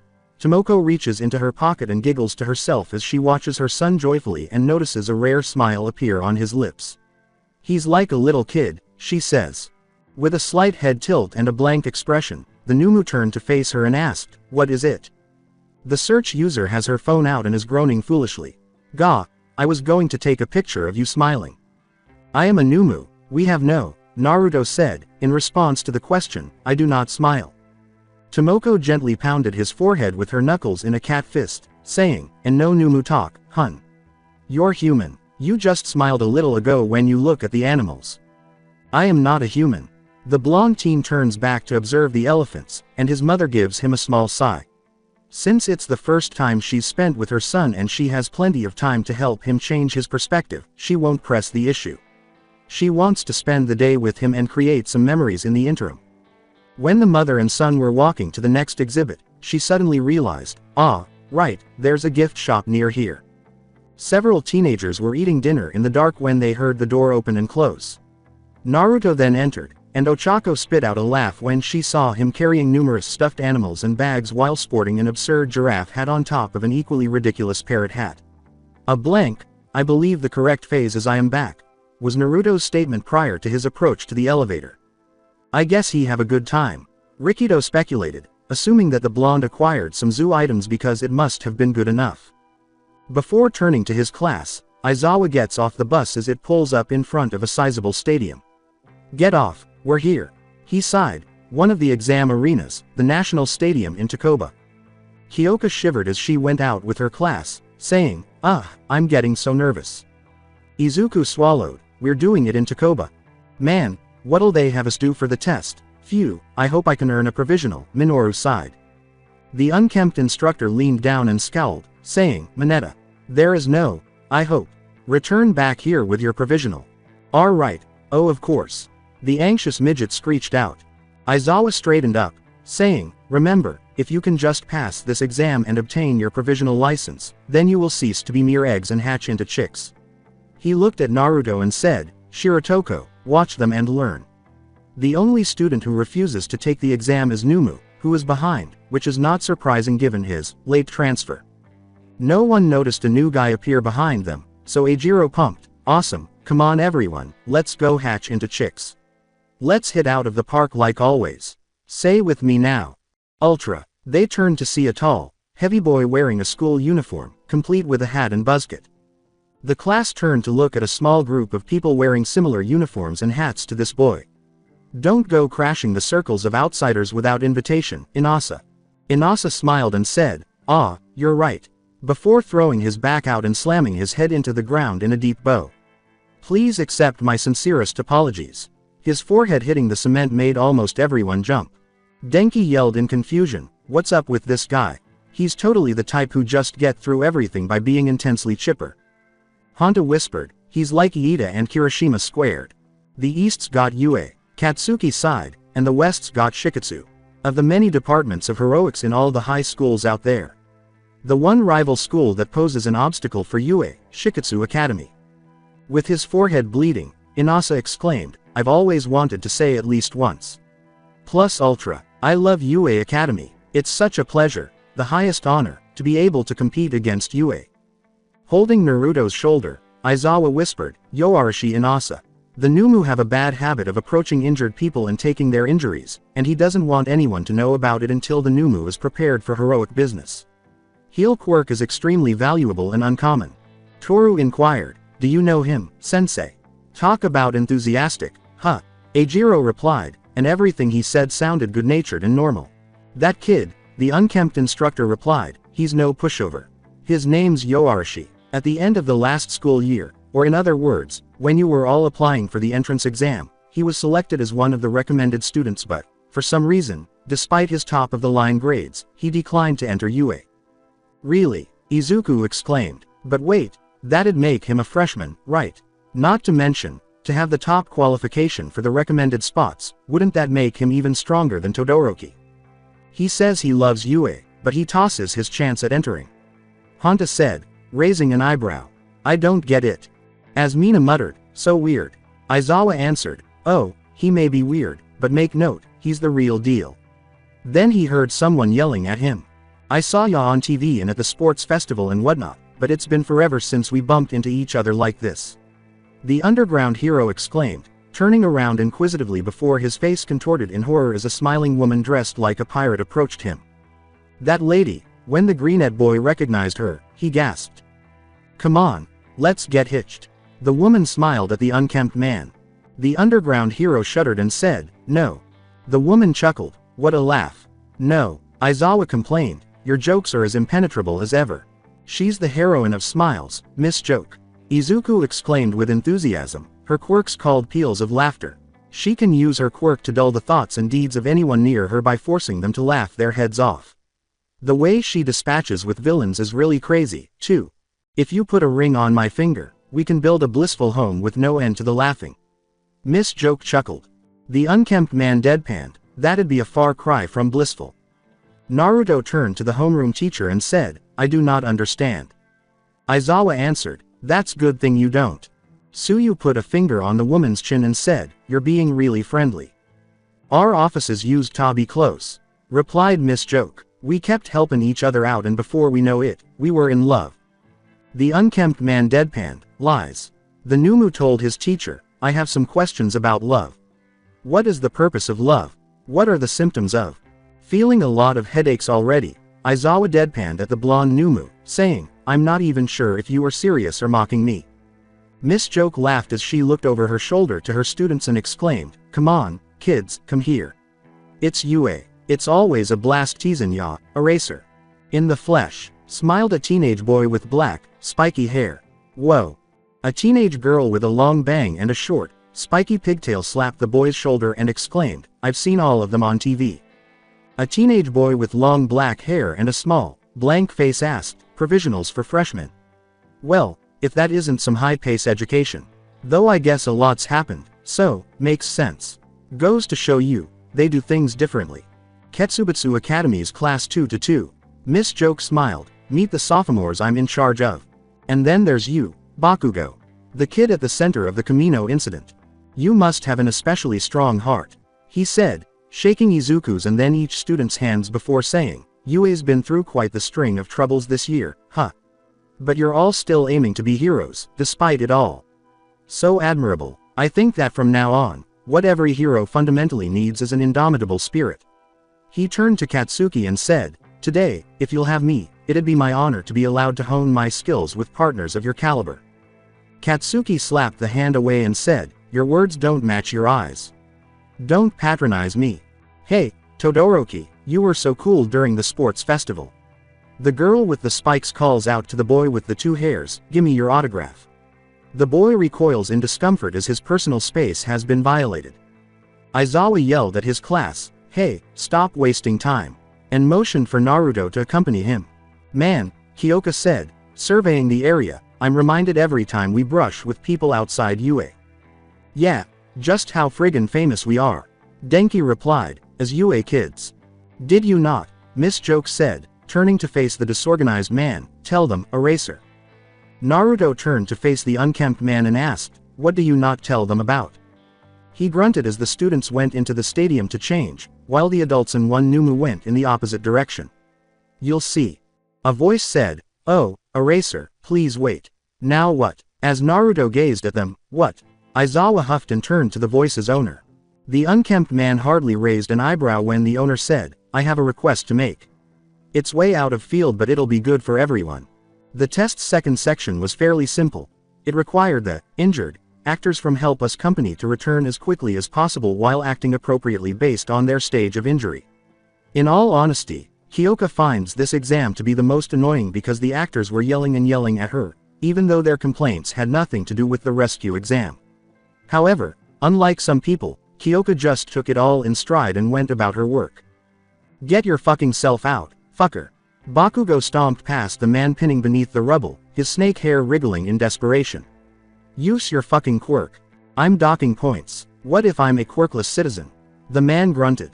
If you're damning quirkless fucker then do us all favor and go fuck yourself off. The user of the explosive laughed, save us money and time. A waste of shitty space like you have no place. What? When Kyoka heard him, she immediately felt a surge of rage. Because of his uncivilized demeanor and the way he treats everyone around him, she has never been able to tolerate him from the beginning, and she believes that he has gotten worse since the Kamino incident. The man frowned as the explosive boy stomped off without offering any assistance. Docking points again, he said. Bah! The rocker snarled until the wall across the field exploded, and then more explosives followed. What the? As Gang Orca and his sidekicks enter the hole, Mara clears his throat and says, villains have emerged out of the woodworks to give chase. All would-be heroes on the scene, kindly suppress the villains while at the same time continuing relief efforts. Now it's time. Kyoka exclaimed, that's insane. As the teenagers surrounding her began to disperse before a nearby pillar abruptly burst apart. Wah! Kyoka's head turned to see Naruto, who was dressed similarly to Gang Orca's sidekicks, holding a red marker in his right hand and cue cards in his other. At same time, you will do everything to protect victims from another villain with multiple quirks. Mara said, this villain is planning to make name for himself by increase causalities and take heroes down. If he gives innocents a fatal mark with red marker, they are counted as dead and will dock your points if they are in your vicinity, so do your best. As the examinees became uneasy due to his lack of emotion and expression, Naruto read the cue card aloud and said, have fear, for I am here. He then said, do an evil laughter. With everyone staring at him strangely, the anxiety vanished. Prepare yourself, heroes. Flip the card. He turned the cue card over and said, here I come. He looked up to stare at them blankly. What's up with him? I heard someone whisper. Before they knew it, the Numu was right behind them, drawing a large red cross on an actor's face. "This guy kinda looks familiar," said another, with a perplexed expression. Wah! Naruto, who was only a few feet away, drew a large dot on the forehead of a child actor and a red line across the neck of a female actor. The first victim to drop his head on the ground and stick out his tongue exclaimed, "Bah, we're dead." All because the hero's just standing around doing nothing. Docking points time 100. A random examinee exclaimed, "Crap." And everyone immediately started acting. Aizawa watches the teenagers scurrying around up in the galley while Naruto claims a few victims and reflects on the early hours. Gang Orca caught them as soon as they entered, and he asked the homeroom teacher if he could borrow Naruto for the second exam section because he was already aware of the Numu because of his work in the Camino incident. Since the teenagers in training have never faced a Numu or someone with numerous eccentricities, the whale-like hero claimed that it would be a positive experience for them. He also said that he would understand if one of them declined. His suggestion is accepted by the unkempt teacher, who also ensures that Naruto understands that it is a play role and that he is free to decline. Personally, Aizawa thinks it will teach the next generation of heroes a valuable lesson about how to handle a powerful person and prevent another Camino incident or, if there are more of them, a confrontation with Numas. Additionally, that might provide Naruto with some experience and help Aizawa comprehend this boy. A courageous examinee lunged at him, saying, "I'll get him." However, the Numu gave him a round kick to the face, and the examinee crashed backward into multiple yelping examinees. Normally, he would have sustained some severe wounds, but Naruto's restriction gears only result in a broken nose and a busted lip for the courageous examinee. When Naruto sees another elderly actor close by, he calmly reaches out and draws a red line across the elder's face. This seems to agitate the examinees, who then act. Some put up a barrier to keep the actors at bay, while others adopt positions and make plans based on a brief synopsis of their peculiarities. Until someone ruins everything for a few minutes. Finally, Katsuki exclaimed as he blasted his way toward Naruto, his eyes gleaming sinisterly, disregarding anyone caught in his crossfire. "Time to murder you. That fool." As the violent teen unleashed his blasts everywhere at Naruto's command, Kyoka protected an actor and everyone who agreed with her. Some even yelled it out, forcing the examinees to disband in the process. The explosive user exclaims, "D," before the Numu grabs his wrist and slams the explosive boy onto the ground with enough force to leave a small crater. Naruto then kicks him in the chest, sending him flying into an unlucky examinee with a loud crash. Naruto was instructed to draw a vertical red line on a female actor's face and say, "I have reached 5 kills." Each time he completed 5 kills.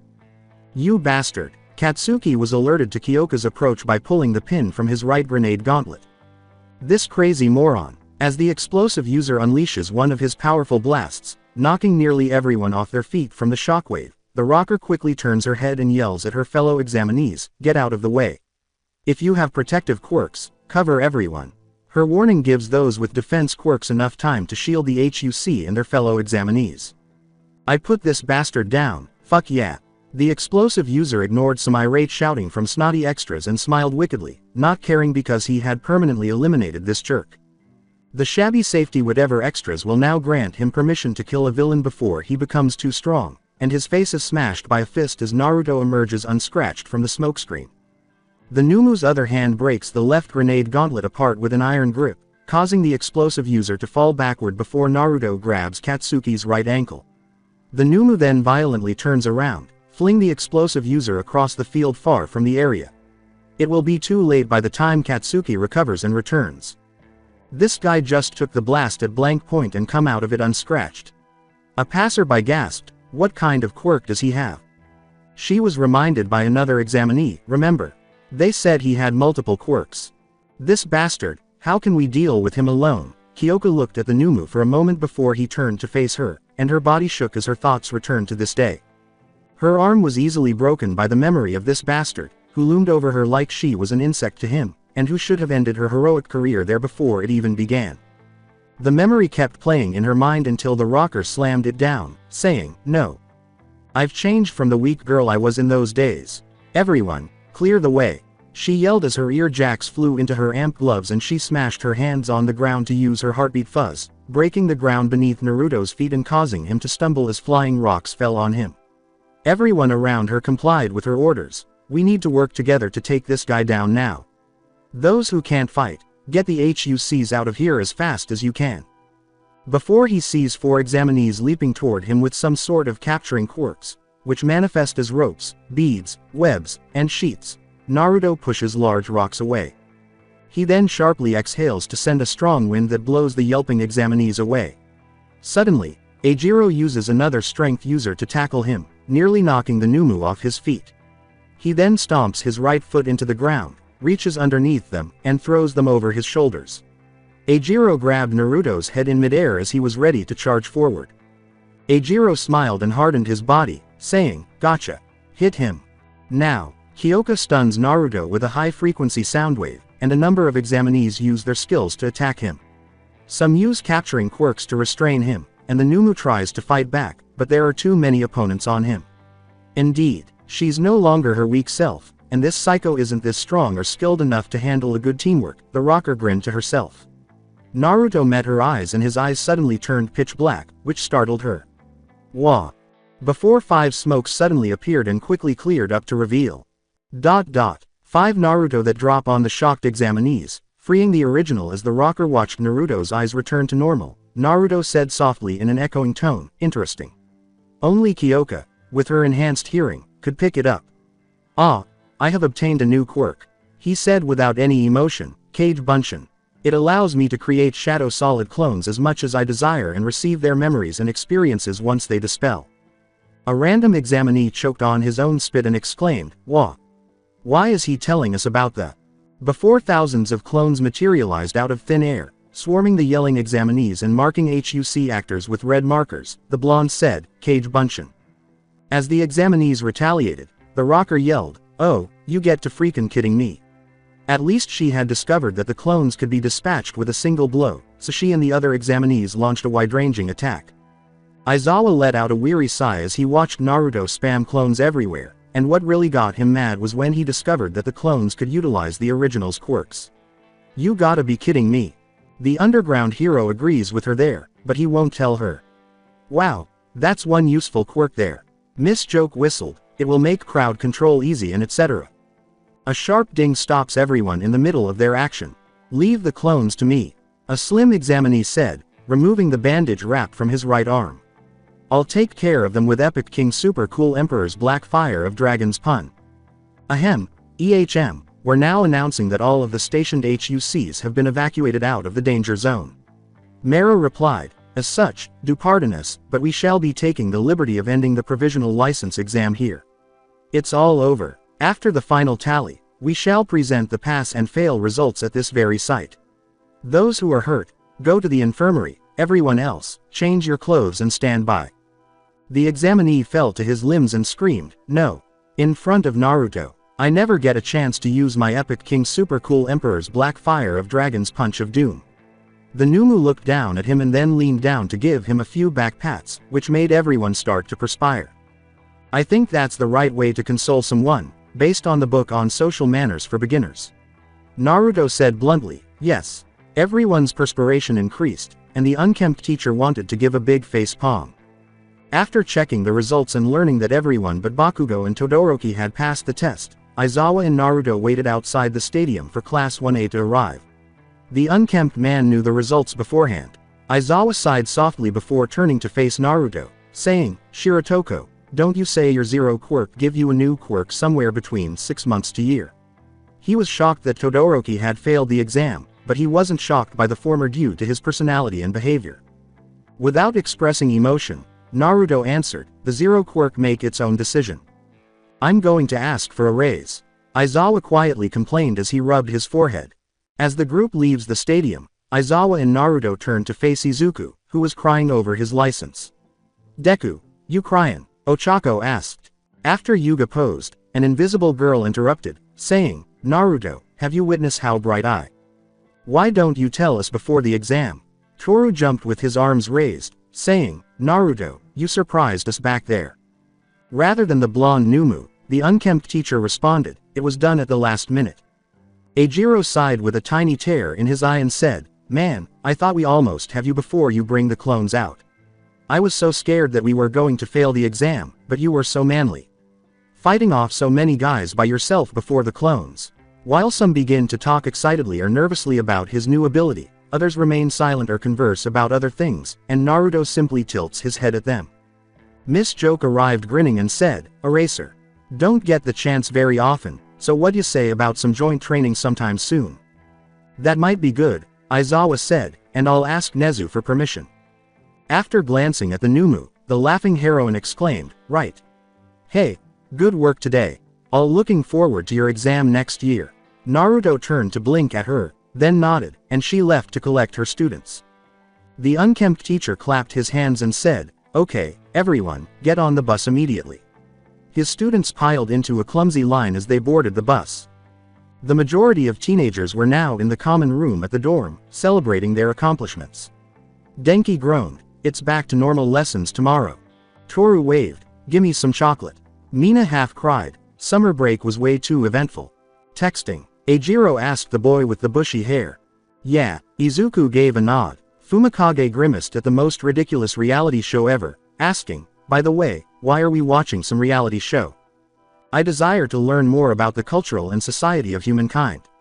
Naruto responded, "I was told that I will understand humans more by watching a reality show." The shadow user deadpanned, saying, "There are better ways to learn more about humanity and that is not one of them." Eijiro turned and raised an eyebrow, asking, "And who told you that?"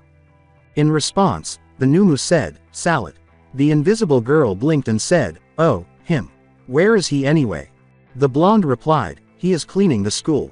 Momo overheard him ask, "At this hour? Poor Salad, have to do it at night with no one around." "I have something inside me. Something inside me called a heart. A soul. La la la." Salad sings joyfully into the resonant hallway as he mops the floor. Since they left the stadium, Katsuki has been ranting non-stop, "Stupid fuckers, who do they think they are?" Exclamation mark quote, as he stomped around the kitchen, making loud popping noises that annoyed a few. "Failing me just because I fucking refuse to do a shitty exercise.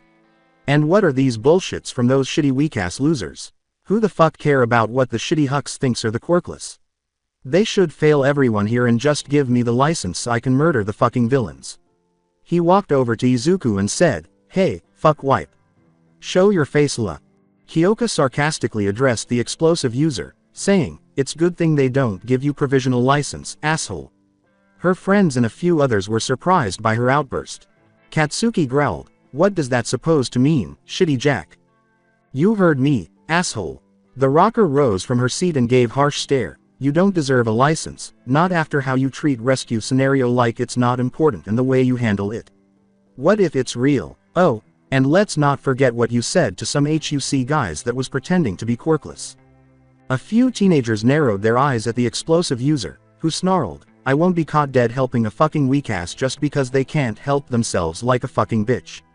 And who the fuck care about useless quirkless bastards, they're just waste of space and should go d. My old man's quirkless so I'd better watch my fucking mouth if I were you." Kyoka said with a deadly glare that nearly everyone in the room was taken aback. "Huh, no wonder why you're fucking weak and useless because of a shitty quirkless." Katsuki yelled, "I feel so bad for." Mina gets up and gives the explosive user a hardened glare. "I don't know what the hell got into you lately, but you better take a walk right now." The explosive user wants to respond before he notices that the others are staring at him. When the explosive user entered the elevator and said, "Tisk, I'm going to my room," the common area became awkwardly quiet until Kyoka walked with heavy stomps to the front door.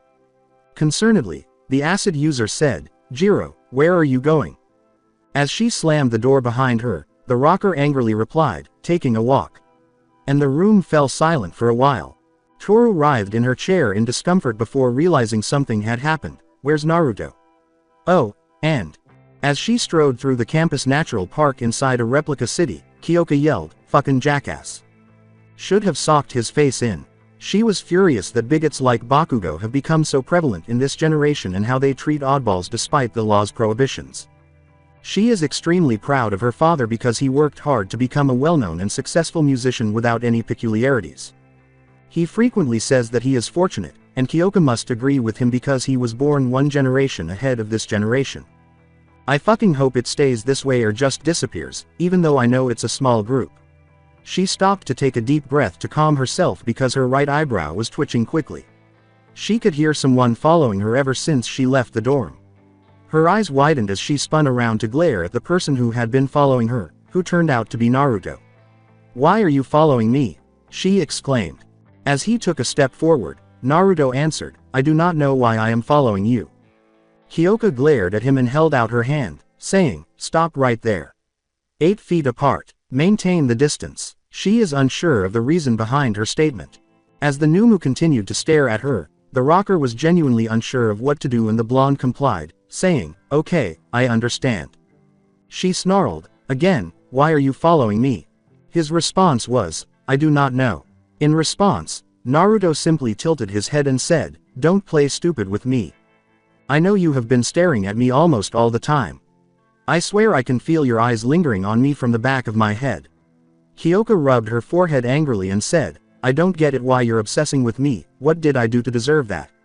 She couldn't even count the number of times she's caught him staring at her out of the corner of her eyes during training, class, and the common room in their dorm. "Well, I am staring at you because I find you fascinating for some reason I do not understand." Naruto raised his chin. "I believe it is because you are the first person to tell me that I am a human when I clearly am not and make me questioning things that I never have experience or knowledge of. Although, a single answer always breed more questions. Just because I said that." The rocker gave him a humorous look before placing a hand on her forehead and muttering, "Unbelievable." To her defense, she felt that this man was a little loose when he talked about Numu and humans at this time. Only the major details and a small portion of their origins were disclosed to the heroic community after the USJ incident that they learned about the Black Numu and Numus. It never applied to him because he had already felt anger during the attack at the forest resort. "The emotion you display in Height Alliance early is anger, correct?" The blonde said, "I read about the emotions in some books but I do not understand it. I desire to experience the feeling of anger. How do I trigger it?" Kyoka sighed, "Go ask someone else." As the rocker sucked air in sharply through her teeth, Naruto asked, "Does the topic of quirkless cause you to be angry?" "Quirkless mean a person without quirk, correct?" "Leave me alone," she roared. "I won't tell you anything because I do not trust you at all." After searching for them for some time, he eventually locates them in the park, where the traitor smiles to himself as Jiro's lethal glare gives off the impression that she is hostile toward the weapon that has been defected. He quickly examines himself to make sure he appears unkempt and has a bruised cheek from a self-infected wound before taking a deep breath as he unexpectedly materializes in front of them, holding his right shoulder. "Jiro, get away from him." Kyoka turned to face him, her eyes wide, and said, "Wah. What happened to why?" The traitor pointed at Naruto, who was staring at him blankly, and said, "This bastard just attacked me. He's planning to capture you as his hostage." "I know it," the rocker says, jerking her head in a stance toward the Numu. "Yes, everything is proceeding exactly as I had anticipated." The traitor mentally grinned and failed to notice the rocker's perplexed expression. He was eager to exact revenge on this jerk for destroying everything the villain alliance had worked so hard to achieve. If this defected weapon had done his job correctly and killed the symbol of peace rather than escaping, it might have ended at the USJ. After that, he has to put in a lot of effort to find out where their training camp is and forward that information to his allies along with the hit list. If not for the raid and the betrayal of this fucking weapon, it would have been successful. This jerk ruined it all. This time, however, he will send the good news to Villain Alliance and put him down for good. He can visualize the bigger prize. But why is Jiro staring at him that way? Why does she appear so surprised? Did something occur? Kyoka exclaimed incredulously, "It was you. The whole time, it was you." As the traitor became perplexed by her claim. "You sold us out. You're on their side the whole time." The traitor appeared shocked. "How could you do that to us? We trusted you." Kyoka took a deep breath before yelling angrily, "Kaminari, you bastard." "Wah, how?" stammered Denki. With haywiring jacks, the irate rock star gritted her teeth and said, "You forget he have a telepathy quirk, you dumbass." The traitor narrowed his eyes and said, "What?" He knew that the Numu's telepathy was one way, just like Mandalay's, but it hurt more because the user's thoughts pushed their way into the minds of anyone in range. "My telepathy quirk have been enhanced with Mind Link. It allows us to communicate by relaying our thoughts to each other within 15 feet. Naruto raised his hand like he had simply could read his thoughts. I have obtained it 2 days ago and it trigger randomly on its own. I am currently in training to reduce the outbursts. What the devil, can he play it off as some trick? Denki gritted his teeth. Oh shit, he said, his eyes widening as he heard his thoughts echoing in his voice. OSH*T, yes. How long does the mind link last?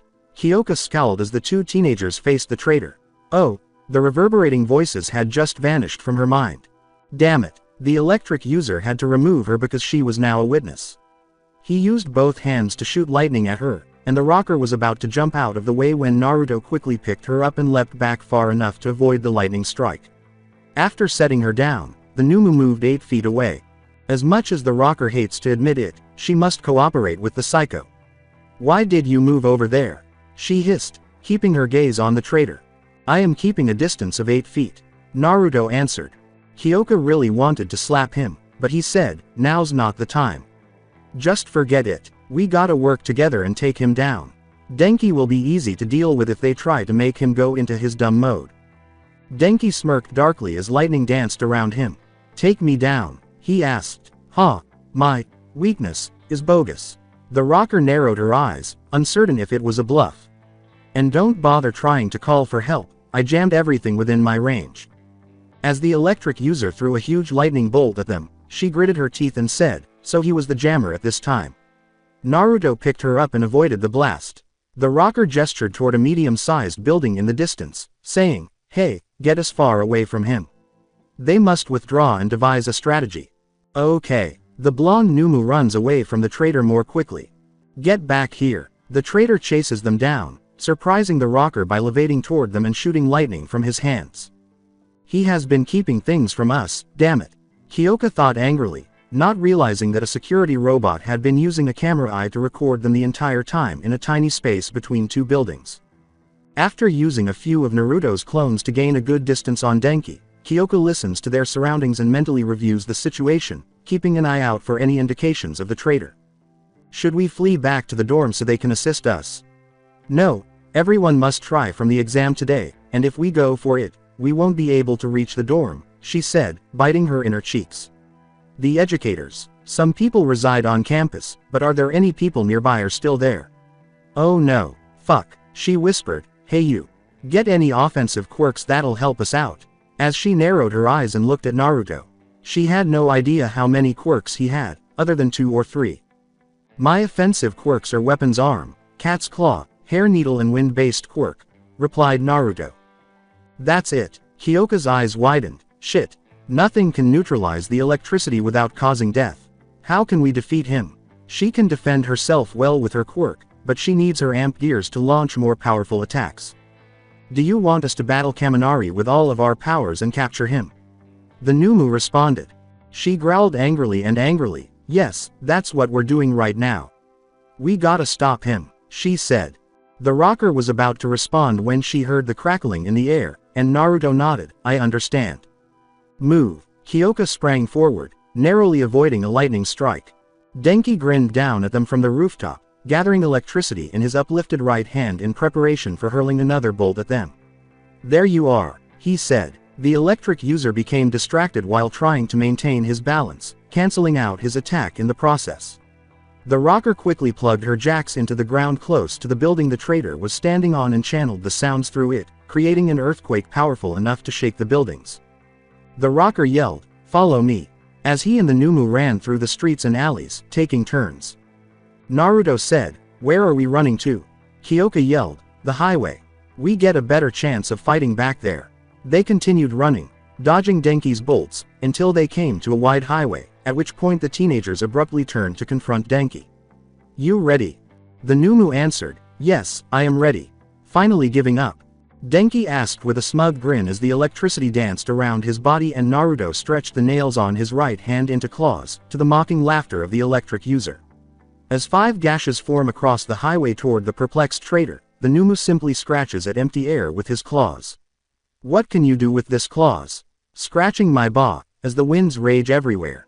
What the? He said, barely diving between 2 gashes as his sleeves were severed. What did you do? Kyoka questioned the Numu in a confused and bewildered manner. Naruto responded, I combined the wind-based quirk with Cat's Claw. She simply forgot that the Numu can combine, enhance, and mix things up with a variety of quirks. That's right, he can do that like this villain from Kamino Incident. The damage only lasted a moment because of Naruto's regeneration. Denki blasted them with lashing lightning, and Naruto charged with a rearing fist. They clashed as the lightning struck the Numu's stomach and Naruto's fist struck the traitor's face. With a grunt, the traitor's head jerked back, and Naruto grabbed his collar before beginning to punch him several times while Denki fired a few lightning strikes at him and retaliated with a few punches and kicks. When Kyoka spots a gap, his left jack shoots out to poke the electric user's side, where his kidney is. Denki lets out a painful moan, but he manages to grab her jack, shocking the screaming rocker with volts. Before the Numu sends him flying back with a haymaker, Naruto swiftly grabs the traitor's wrist with enough force to make him release the rocker. Naruto then swiftly appears next to Kyoka, who is trembling from shock, and places his hand on her shoulder to transfer her injuries to himself. Kyoka gasped, "Gak, thank F fuck." Denki winced as he held his injured side while he recovered across the street, feeling a crack in his bottom rib from the rocker's blow. The rocker yelled, "Kaminari, why are you doing that? Why are you working with the bastards? Why?" The traitor's face contorted in a deranged manner, and he grinned wickedly. "For the new world, once we take over the pathetic society, we will be free to do whatever we want with our quirks without the restrictions. It'll be the strongest that stand at the top while weak shall perish in their rightful places." His dark smile turned twisted, and he said, "Meaning, your dear daddy have no chance surviving the new world until you're willing to become one of my bitches." "In your dreams," Kyoka yelled, her rage erupting as she used her right jack to send a soundwave at him. Such a pity. Denki was about to launch a few bolts after launching himself into the air to avoid the rocker's sound blast when Naruto dropped him in midair. Wah! When did he? As he falls, he sees multiple clones in the smoke-filled air and quickly realizes what the Numu did. To get a drop on him, the weapon that had defected used his clones as stepping stones to get himself high in the air. The traitor clenched his teeth and gathered electricity beneath him. As soon as he approached the ground, he struck the area beneath him, slowing his descent. As he did his best to block them, the clones piled on him with punches and kicks by the time his feet touched the road. Denki roared, why, you fucker, enough," as his body exploded in the shape of a lightning barrier, scattering the clones everywhere and causing them to disappear in smoke. As soon as the rocker landed close to her, Naruto told him, "Jiro, I cannot create any more clones." "Limit?" Kyoka inquired. That would make sense given that he has been bombarding clones non-stop, but he isn't able to do it indefinitely. "Yes, that is correct," he responded. "I cannot use Thief's Arm either. It have a time limit and I cannot use it for 2 more days." "What is Thief's Arm, anyway? I've never heard of it before," the rocker pondered. "I have no choice but to use this move," Denki said, gritting his teeth and narrowing his eyes at them. "But if I use it, this bastard will stop me before I can get it in," until, he took out a vial of some sort with his right hand. "What is that?" Kyoka saw what he was doing. "Curious what it is?" the traitor asked, smirking as he saw her perplexed expression. "It's a trigger drug and what it does is to amplify the potency of a quirk." He removed the cap with his thumb and said, "It's commonly used among the losers with weak quirks in hope to be a top dog, but what'll happen if someone with powerful quirk, say like me, use that?" Denki reveled in the rocker's startling realization as he injected the trigger drug into his neck. "And you know what the beauty of it?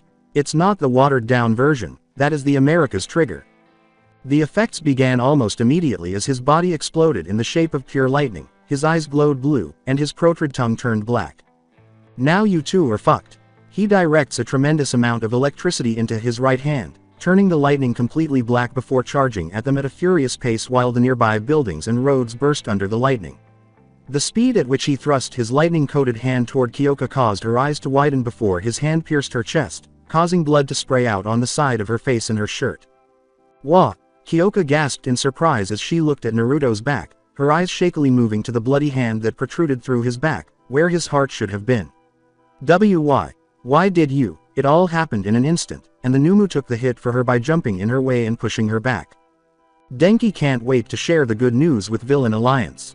"I know you would do that," he exclaimed, laughing uncontrollably at Naruto's hanging head. "That's why I went for this bitch in the first place." When he notices it out of the corner of his eye, a fist swings toward his face from the left side. "Wah!" He looks over his victim and gives the shocked rocker an evil smile, saying, "Time to take care of you.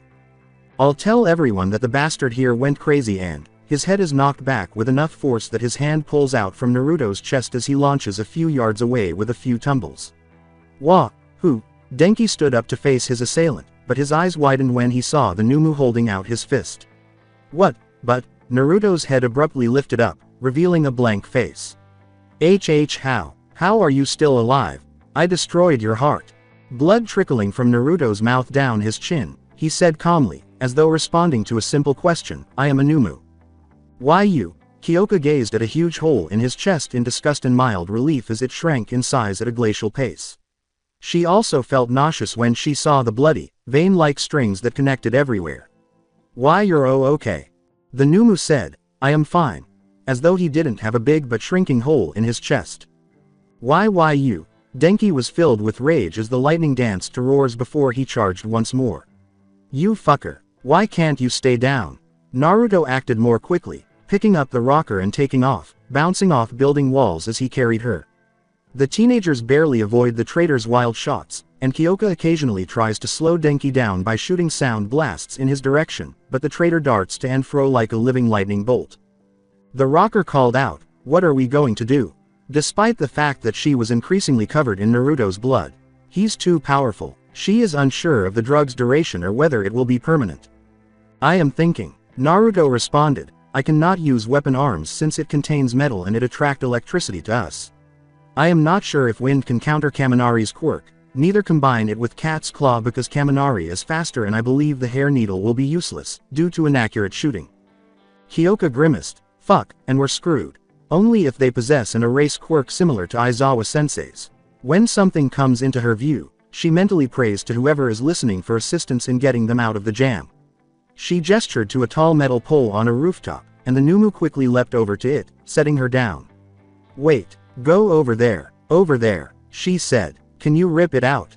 The blonde Numu ripped the pole from the base and said, "Yes, I can." "Then we hit him with everything we get," the rocker said, raising her jacks as she watched the traitor fly menacingly toward them. "When he come at us, I want you to throw it all way up in sky above him. RRRRRRAAAAAGH.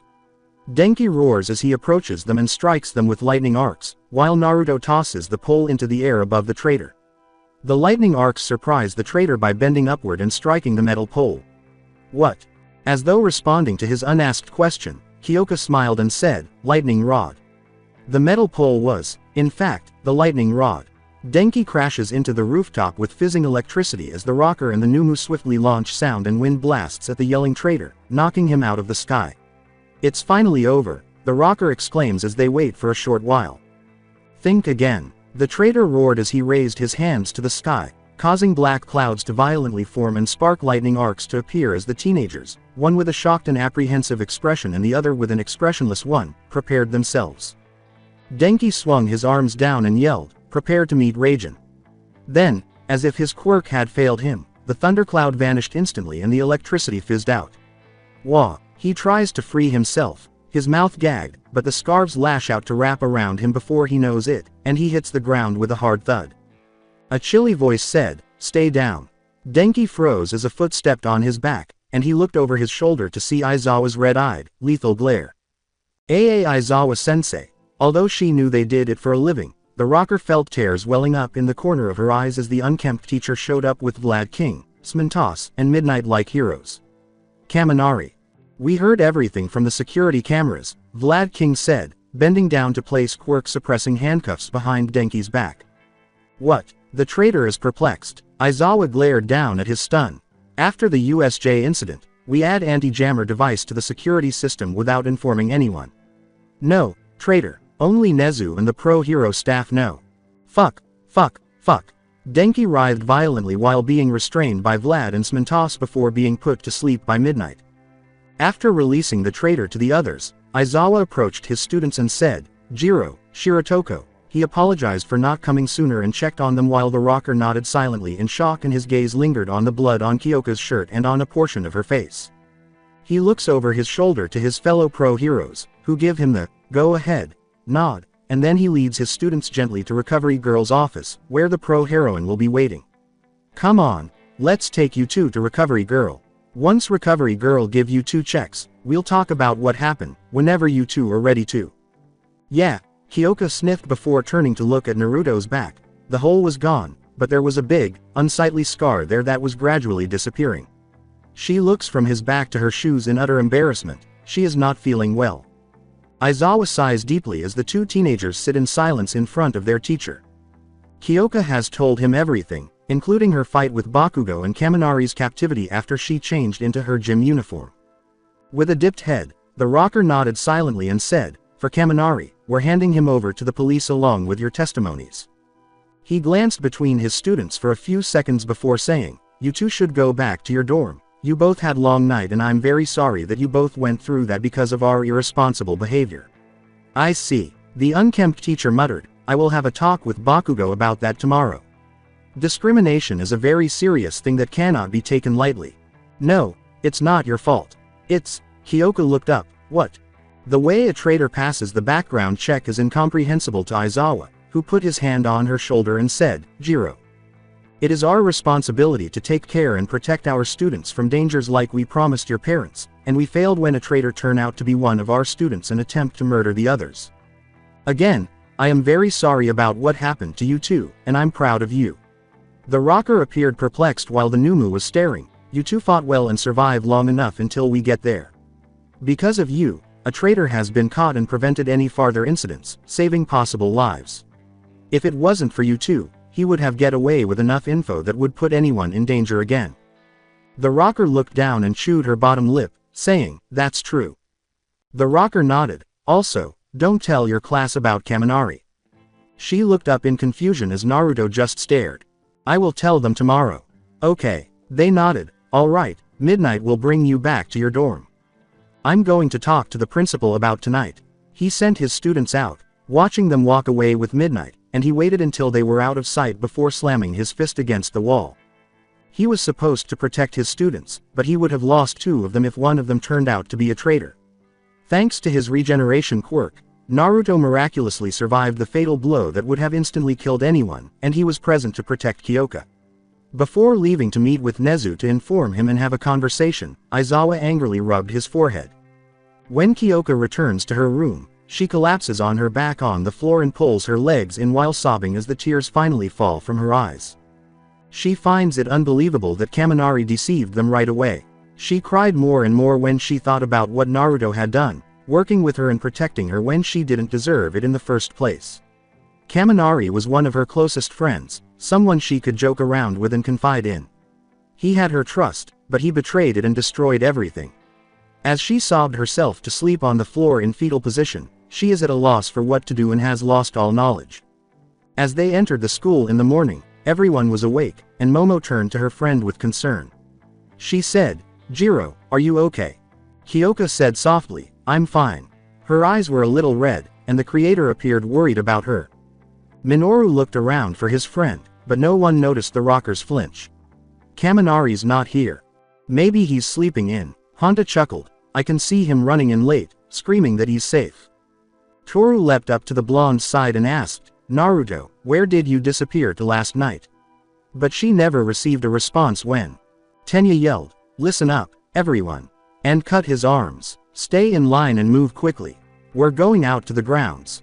Honda said, "Ya no, you're out of line though." The class president shuddered and said, "That's the president's dilemma." Aizawa-sensei didn't come to the entrance ceremony either. Ochako surveyed the area. Maybe this time he had something to do, too. "2 people. They said 2 of you actually failed the provisional license exam," Nito said, leaning against the locker shelf on his arm with a mocking grin as everyone turned to face a familiar voice. "I heard everything, Klasa." Eijiro cupped his chin and said, "So, it was only you that failed again." The copycat chuckled aloud and then turned around. "So which was it? Looks like you've fallen behind, Class A." The copycat grinned in front of his class, saying, "Everyone here passed." Shoto said glumly, "I'm sorry, everyone. It's a one-sided competitiveness on their part, so don't worry about it." The seasoned user said, gesturing with his hands.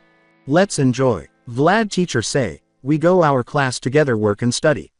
Pony said in broken Japanese, looking a little shy in front of the class. I can't wait to work with you. Eijiro smiled. Really? She's a foreigner. Minoru drooled as he looked at the American.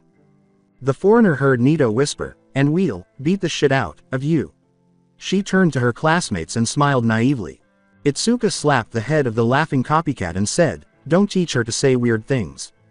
When some students turned to face Hitoshi, he narrowed his eyes at them in an obnoxious manner and said, hey. You're holding us up back here. Sorry. Tenya slit his arms quickly. Come on, everybody, let's not discuss personal issues here. We're making trouble for other people. The purple-haired boy huffed, don't show me any more of that lame-ass shit. Fumikage changed his shoes and said, Shinso. As Kyoka can't help but say, he's the guy that fought Midoriya at the sports festival. Honda put his thumb on his chin and said, that guy seems a bit more rough around the edges. At last, the classes go outside to assemble in front of their principal and the staff. Hiya, Nezu put his paw up, it's me. Everyone's lovable, tiny mammalian principal. He began giving a speech that made some pupils are afraid to hear until he says something to makes everyone pay attention. The thing that has thrown my lifestyle off track is, as everyone knows, that incident that occurred this summer. That is the cause. The loss of our pillar. The effects of that incident are beginning to appear even faster than we imagined. From here on, we can expect that great difficulties await our society. For those of you in the Department of Heroics, in particular, it will be most prominent. And for many of you second and third years involved in your hero internships, you must have an even more increased awareness of this crisis situation. Mina whispered to the frog girl, hero internships. Maybe it's an extension to our schooling, like those career experience activates. Suyu responded in a whisper. I know, this is a heavy topic and the outlook is bleak, but even if the outlook is grim, the adults are currently doing their best to somehow do something about it. Nezu continued, I would like all of you to someday develop into people capable of continuing their work. Whether you're the Department of Management, or the Department of General Education, or the Department of Support, or the Department of Heroics, please do not forget that all of you are the successors to our society. He made a brief bow before stepping out of the room and let another instructor speak. Well then, lastly, a few cautionary words, from the lifestyle guidance teacher, Hound Dog Sensei. RRRRR, Hound Dog stepped up to take the microphone before he began to bark loudly. Yesterday RRR, dorm, more barks, used to, growls, life. Finally, as the students watched in disbelief, Vlad King took over. Vlad King opened up. He said, last night there was a fight between students. You haven't gotten used to dorm life yet, but please refrain from doing such thing while living in the dorms. A fight. Momo blinked and placed a hand on her cheek, unsure if it had something to do with Bakugo and Jiro's argument. Everyone began to make their way back to their classrooms after one of the teachers said, okay, starting with the seniors, please return to your classrooms. Someone said, say, don't you think one of teachers was acting weird? Hey, this guy over there. Another student pointed to Naruto and said, isn't he? In a slightly louder whisper to the other students. There were some unpleasant rumors among some students, and their remarks turned nasty and derogatory. Yeah, that's him. Another student scowled. Wonder why they let this villain in when he should be in jail. Before turning to face his fellow blonde, Yuga glared at the students who were disparaging the Numu and said, such hatred. His expression was blank. Mina was only about to say, hey, to Naruto. As the Numu turned to face her, Kyoka said, ignore these morons, Shiratoko. They'll eat their words. She looked at him and said, after all, you're going to become a hero, aren't you? Yes, I desire to become a hero. Naruto replied, but I do not understand, how can one eat a word? It's a saying. The musician replied, and you need to change the way you speak, it's too weird and robot-like. The way I speak. The Numu looked up. Very well, I will attempt to change it. How do I do that? Kyoka said, whatever you like. The blonde nodded at her, and some of their classmates gave them strange looks. Shorten it or copy someone else's speech. Toru asked aloud, since when Jiro is friendly with Shiratoko? Yeah, Eijiro concurred with the invisible girl. It was obvious to all that the rocker couldn't stand him and would always act suspiciously and hostilely toward him, avoiding him and glaring at him. Most classmates are curious as to what caused the changes. Kyoka stopped Aizawa outside as he was ready to enter the classroom, saying, Aizawa-sensei, can I ask you something? What is it? inquired the unkempt instructor. About what Hound Dog Sensei said about a fight, the musician murmured, is it about Bakugo and I or is it? Yes, it's about you and Bakugo. Aizawa responded, that and this are different kind of fights but the one between you and Bakugo is related to dorm life. She nodded with comprehension. About the other thing, I'll tell them before the first period. Is that okay with you? Yeah. Kyoka gave her neck a warm pat. The unkempt teacher walked up to his podium and opened the door to let her sit down. Go on in. Ignoring some whispers, he opened his notebook and said, let's see, a couple of students inquired about Kaminari. Starting today, you'll be continuing normal classes. There have been an unprecedented number of incidents recently, but it's time to shift back and fulfill your duties as students. Today will be limited to classroom lectures only. However, there will be even tougher training later in the semester. Behind her, Mina whispered to the frog girl, he's not talking about it. Aizawa called out to her, her scarves unraveling, yes, Ashido. The girl with pink skin shivered and exclaimed, this sensation. It's been so long. Excuse me, sensei. Suyu put out a hand. During the opening ceremony, they mentioned something called hero internship. Could you please tell us about that? Honta turned to the bird-headed boy and said, actually, yeah, the principal did say something like that. Fumikage crossed his arms, saying, I was a bit curious too. He said that a number of the upperclassmen are currently engaged in it. Momo continued. I intended to talk about that another day, but, the scruffy instructor sighed and sighed, okay. I guess talking about it sooner would be more logical. To put it simply, it entails hero activities outside of the school. It's like the workplace experience you had with the pro heroes before, but this is the real deal. A few students jumped when Ochako nodded and said, ah, so we had that kind of system. She paused, then abruptly raised her hand while slamming her desk with the other hand. Then what did we work so hard for during the sports festival? That's right, Tenya responded, if we have this internship, even if we didn't get any scouts from the sports festival, we still have paths open to us. Sweating, Rikido said to the gravity girl, okay, calm down. This ain't like you, Uraraka. The hero internships will use the connections you gained from the scouts that you acquired during the sports festival. Aizawa clarified, this is an optional activity for students that is not linked to your classes. If anything, if you weren't chose during the sports festival, it'll be difficult to take part. Originally, each hero office would individually recruit, but in order to pull in UA students, they were constantly bickering. So this method was created. Got it. Then sit down. The gravity girl sat down sheepishly and apologized for drawing conclusions too quickly. With the acquisition of your provisional licenses, you can now participate in more long-term, professional exercises. However, there isn't much precedent for freshmen receiving provisional licenses. Because of that, coupled with the revival of the villains, we are cautiously considering the matter of your participation. He put his hands on the podium and said, well, on a later date I will give you proper testimonials, as well as our plans for the future. We've got our own things to concern ourselves with. He paused to look at his students as they gathered information before clearing his throat for attention. I have something to tell you concerning Kaminari. The statement that garnered the most attention was, last night, as he told them about Kaminari's true color and the attack, omitting a few details, such as the hole in Naruto's chest. Momo quickly turns to her friend in concern and exclaims, Jiro. Are you okay? Kyoka said softly, her gaze fixed on her desk. Yeah, I am. Eijiro turned to face the aforementioned teen and asked, what about you, Shiratoko? Naruto turned to face him and asked, what about me? There appears to be nothing wrong with the Numu, as the redhead waved it off with a worried expression. Nothing, guess you're okay and all. Aizawa said, because of that, the first period will be free study and Hound Dog is available for counseling if anyone here wants. You can meet him anytime during periods, ask one of the teachers for a hall pass and they'll give you one. Anyone hear me? The students nodded silently, and they said, I'll be taking my leave. He left as some students said goodbye, and then the classroom fell silent as a few shyly left to see the counselor. Katsuki scoffingly clicked his tongue and said, pathetic. I can murder this ba. Two shitty extras can't even take a single weak-ass fucker down. Now is not the time. Mina snarled at him with a deadly glare, and the explosive teenager returned the glare. Mina had lost some respect for this guy. Before turning to her friend, Kyoka gets up and says, I'm going back to the dorm. She doesn't want to deal with anything today. Yaomomo. Can you tell teachers that I don't feel good? Momo nodded anxiously and said, I will. But are you sure?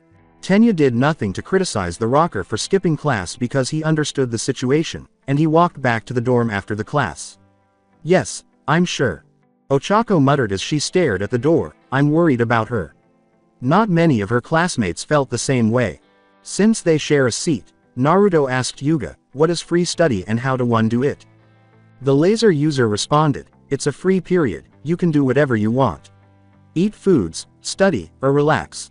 I understand. Is it permitted to visit a school library? The Numu asked. Naruto got up and walked out of the classroom, saying, then I shall go to library. Yuga snapped his fingers with a shiny star and said, be sure to come back for the second period. The news of Kaminari didn't really hit him because, like very few of his classmates, he wasn't close to the traitor. He wonders, in part, what Naruto wants to look up in the library. No matter how many books he reads, Naruto is still unable to comprehend a lot of things, such as parents and emotions. How does one recognize an emotional response? What constitutes a parent or child, and what is the function of a family? When he asked Salad about it in passing, the snake-armed Numu simply smiled and told him it was something he had to find out on his own, which further perplexed him. He had asked a few people, but they never gave him any answers. How can I find them on my own? As he observed a line of marching ants on the ground outside during lunchtime, Naruto pondered. The Numu looked up to see Reiko and her fellow female classmates, and said, hello, Shirotoko.